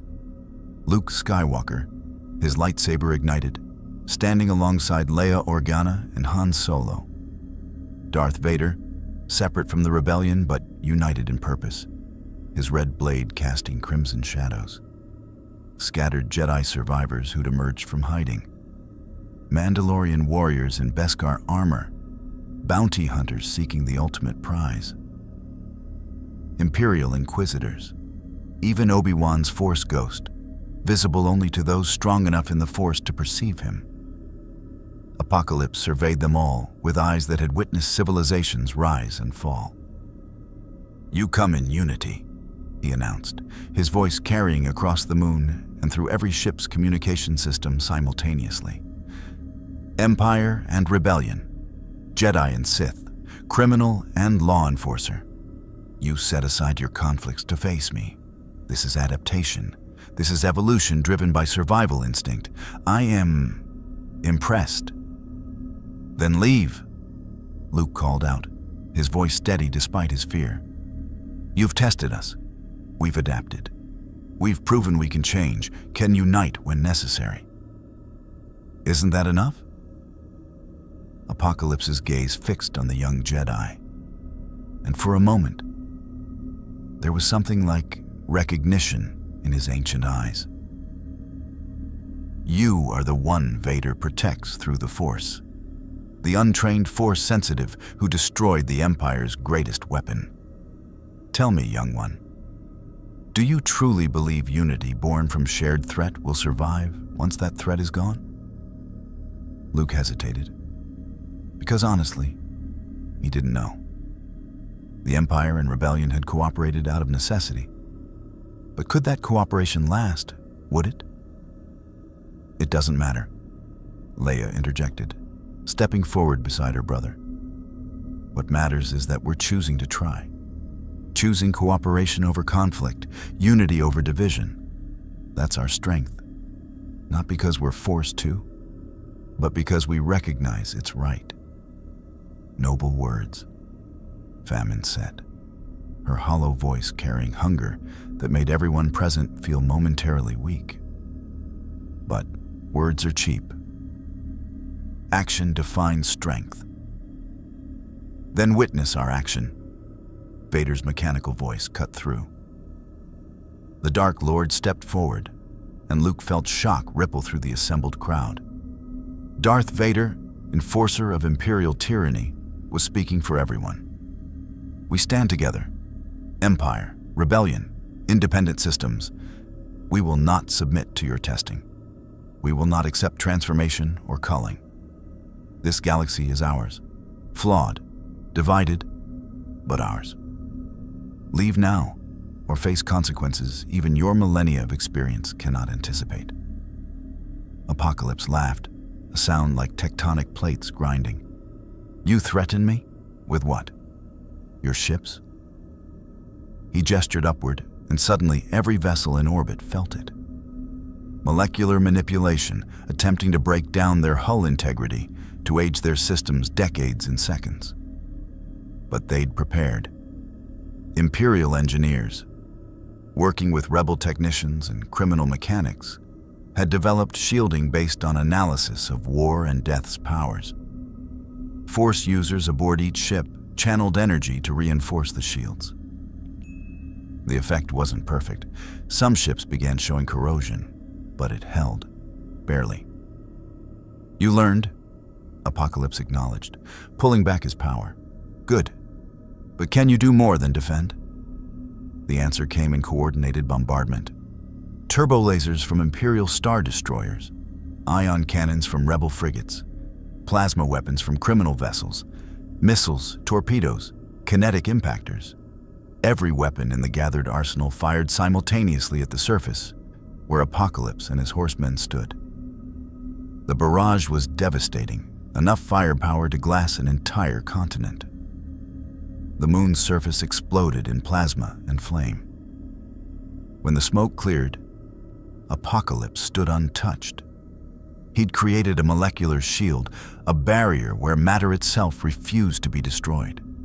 His horsemen were equally protected. "Is that your best?" War challenged. "Weapons and firepower? We expected more from a united galaxy." "Then let me offer more," a new voice declared. Emperor Palpatine emerged from an Imperial shuttle, supported by Sith alchemy that let his withered body function despite its limitations. His hands crackled with dark side lightning, not the measured demonstration he'd used on Vader, but full fury accumulated over decades. The Force lightning struck Apocalypse with enough power to incinerate a building. The ancient mutant absorbed it, just as he had Vader's attack, but Palpatine wasn't alone. Every Force user present, Jedi survivors, Inquisitors, even Luke channeling everything Obi-Wan had taught him, poured their power into a combined assault. Light side and dark side, working together for the first time in galactic history. The combined Force energy created a maelstrom that actually pushed Apocalypse backward. His molecular shields buckled under the pressure of concentrated cosmic energy. For the first time since arriving in this galaxy, Saba Nur felt something he hadn't experienced in centuries. Genuine threat. "Yes," he roared, not in pain, but in exhilaration. "This is strength. This is what I sought. Power that transcends individual limitations, unity that multiplies rather than merely adds. You are learning." But the effort was costing the Force users everything. Luke felt his consciousness dimming from the strain. Palpatine's ancient body was failing. Dark side power the only thing keeping him conscious. The others were equally exhausted, and Apocalypse was adapting. His body was learning to channel the Force energy, to redirect it rather than simply absorb. In moments, he would turn their own attack back on them. That's when Han Solo did something completely, beautifully stupid. He charged. No Force powers, no superhuman abilities. Just a man with a blaster and a reckless courage that bordered on insanity. He fired at Apocalypse's face, not expecting to hurt him, but expecting to distract him. It worked. Apocalypse's concentration broke for a fraction of a second as he registered this suicidally brave attack. The Force assault slipped through his defenses, and pure cosmic energy struck his physical form. Apocalypse staggered. Actually, genuinely staggered. "Now," Vader commanded. All ships concentrated fire on these coordinates. The orbital bombardment resumed, but this time focused on a single point where Apocalypse's shields had briefly faltered. The ancient mutant reinforced his defenses, but the combination of sustained turbo-laser fire and renewed force assault was overwhelming even his capabilities. For the first time in 5,000 years, Sabah Nur was being pushed to his limits. His horsemen moved to defend him, but they were met by champions of equal determination.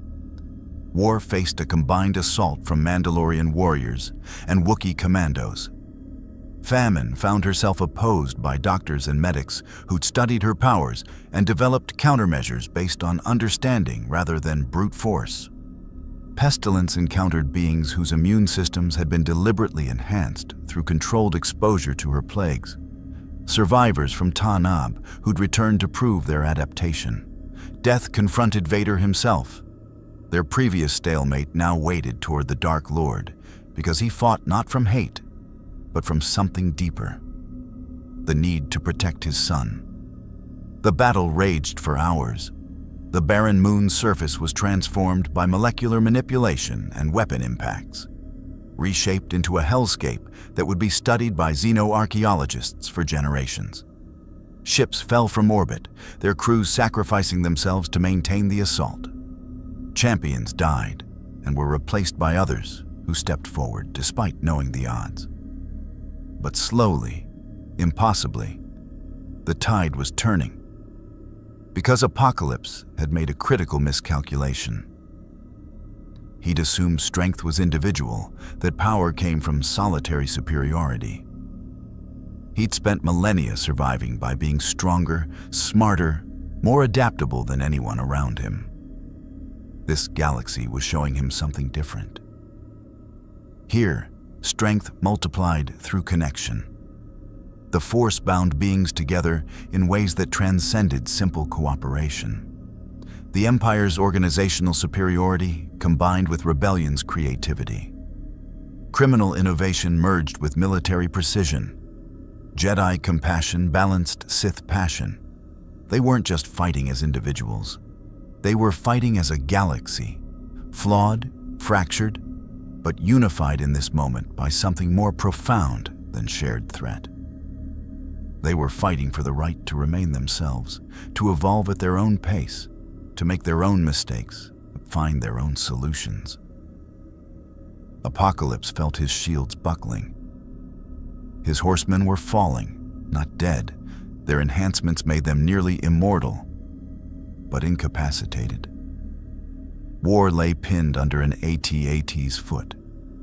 Famine had been drained of the energy she'd absorbed, turned against her by clever tactics. Pestilence's plagues had been neutralized.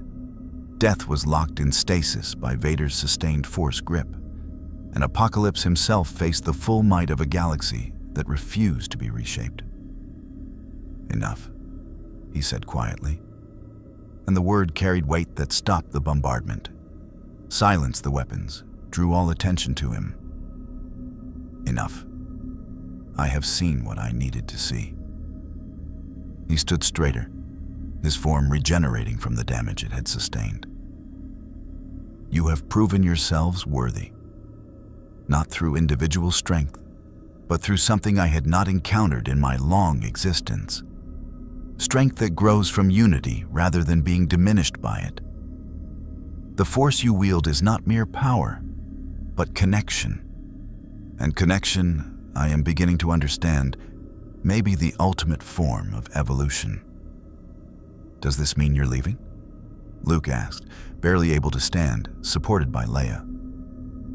"It means I am adapting," Apocalypse replied. "My testing was designed to identify strength. You have demonstrated it in ways I did not anticipate. Therefore, I will adjust my philosophy to account for new data. This galaxy will not be reshaped by force. Instead," he gestured, and his horsemen rose, damaged but functional. Instead, I offer choice. Those who wish enhancement will receive it, not as subjugation, but as opportunity. Those who wish to remain unchanged may do so. I will establish a presence on Tatooine, open to any who seek evolution through willing transformation. But I will no longer impose testing on the unwilling. Why should we trust this offer? Palpatine demanded, his voice weak from the sustained Force assault. Because I have learned from you, Apocalypse said simply. Just as you adapted to face me, I adapt to understand you. This is evolution in its truest form. Mutual growth through challenge and response. I came to test your galaxy. Instead, your galaxy has tested me, and I find I am not too old to learn new truths. He turned to leave, his horsemen following. But he paused, looking back at Luke specifically. You, young Jedi, your strength is not in your power, but in your refusal to sacrifice your principles for expedience. That may be the rarest form of strength in any reality. Guard it. This galaxy will need it in years to come. Then Apocalypse and his horsemen simply ceased to be. Molecular teleportation carrying them back to Tatooine in an instant. The assembled forces stood in shocked silence. They had won. Or at least, they had survived. And Apocalypse, ancient, terrible, supremely powerful, had chosen to adapt rather than conquer. In the aftermath, the galaxy would struggle with what had happened. The Empire-Rebel alliance would fracture almost immediately, old enmities too deep to permanently overcome. Apocalypse's presence on Tatooine would become a pilgrimage site for some, a warning tale for others. Some beings would seek his enhancement, risking transformation for greater power. Most would simply try to rebuild what his testing had destroyed.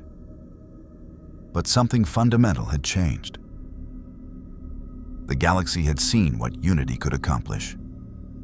They'd faced an existential threat that no single faction could defeat and survived through cooperation that transcended ideology.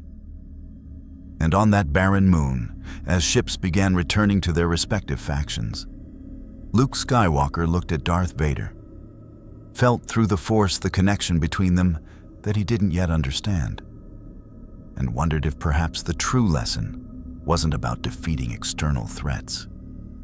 Perhaps it was about recognizing that even the greatest enemies could find common ground when facing something greater than their conflict. Perhaps that was the real evolution Apocalypse had taught them. And perhaps, just perhaps, that lesson would echo through generations to come.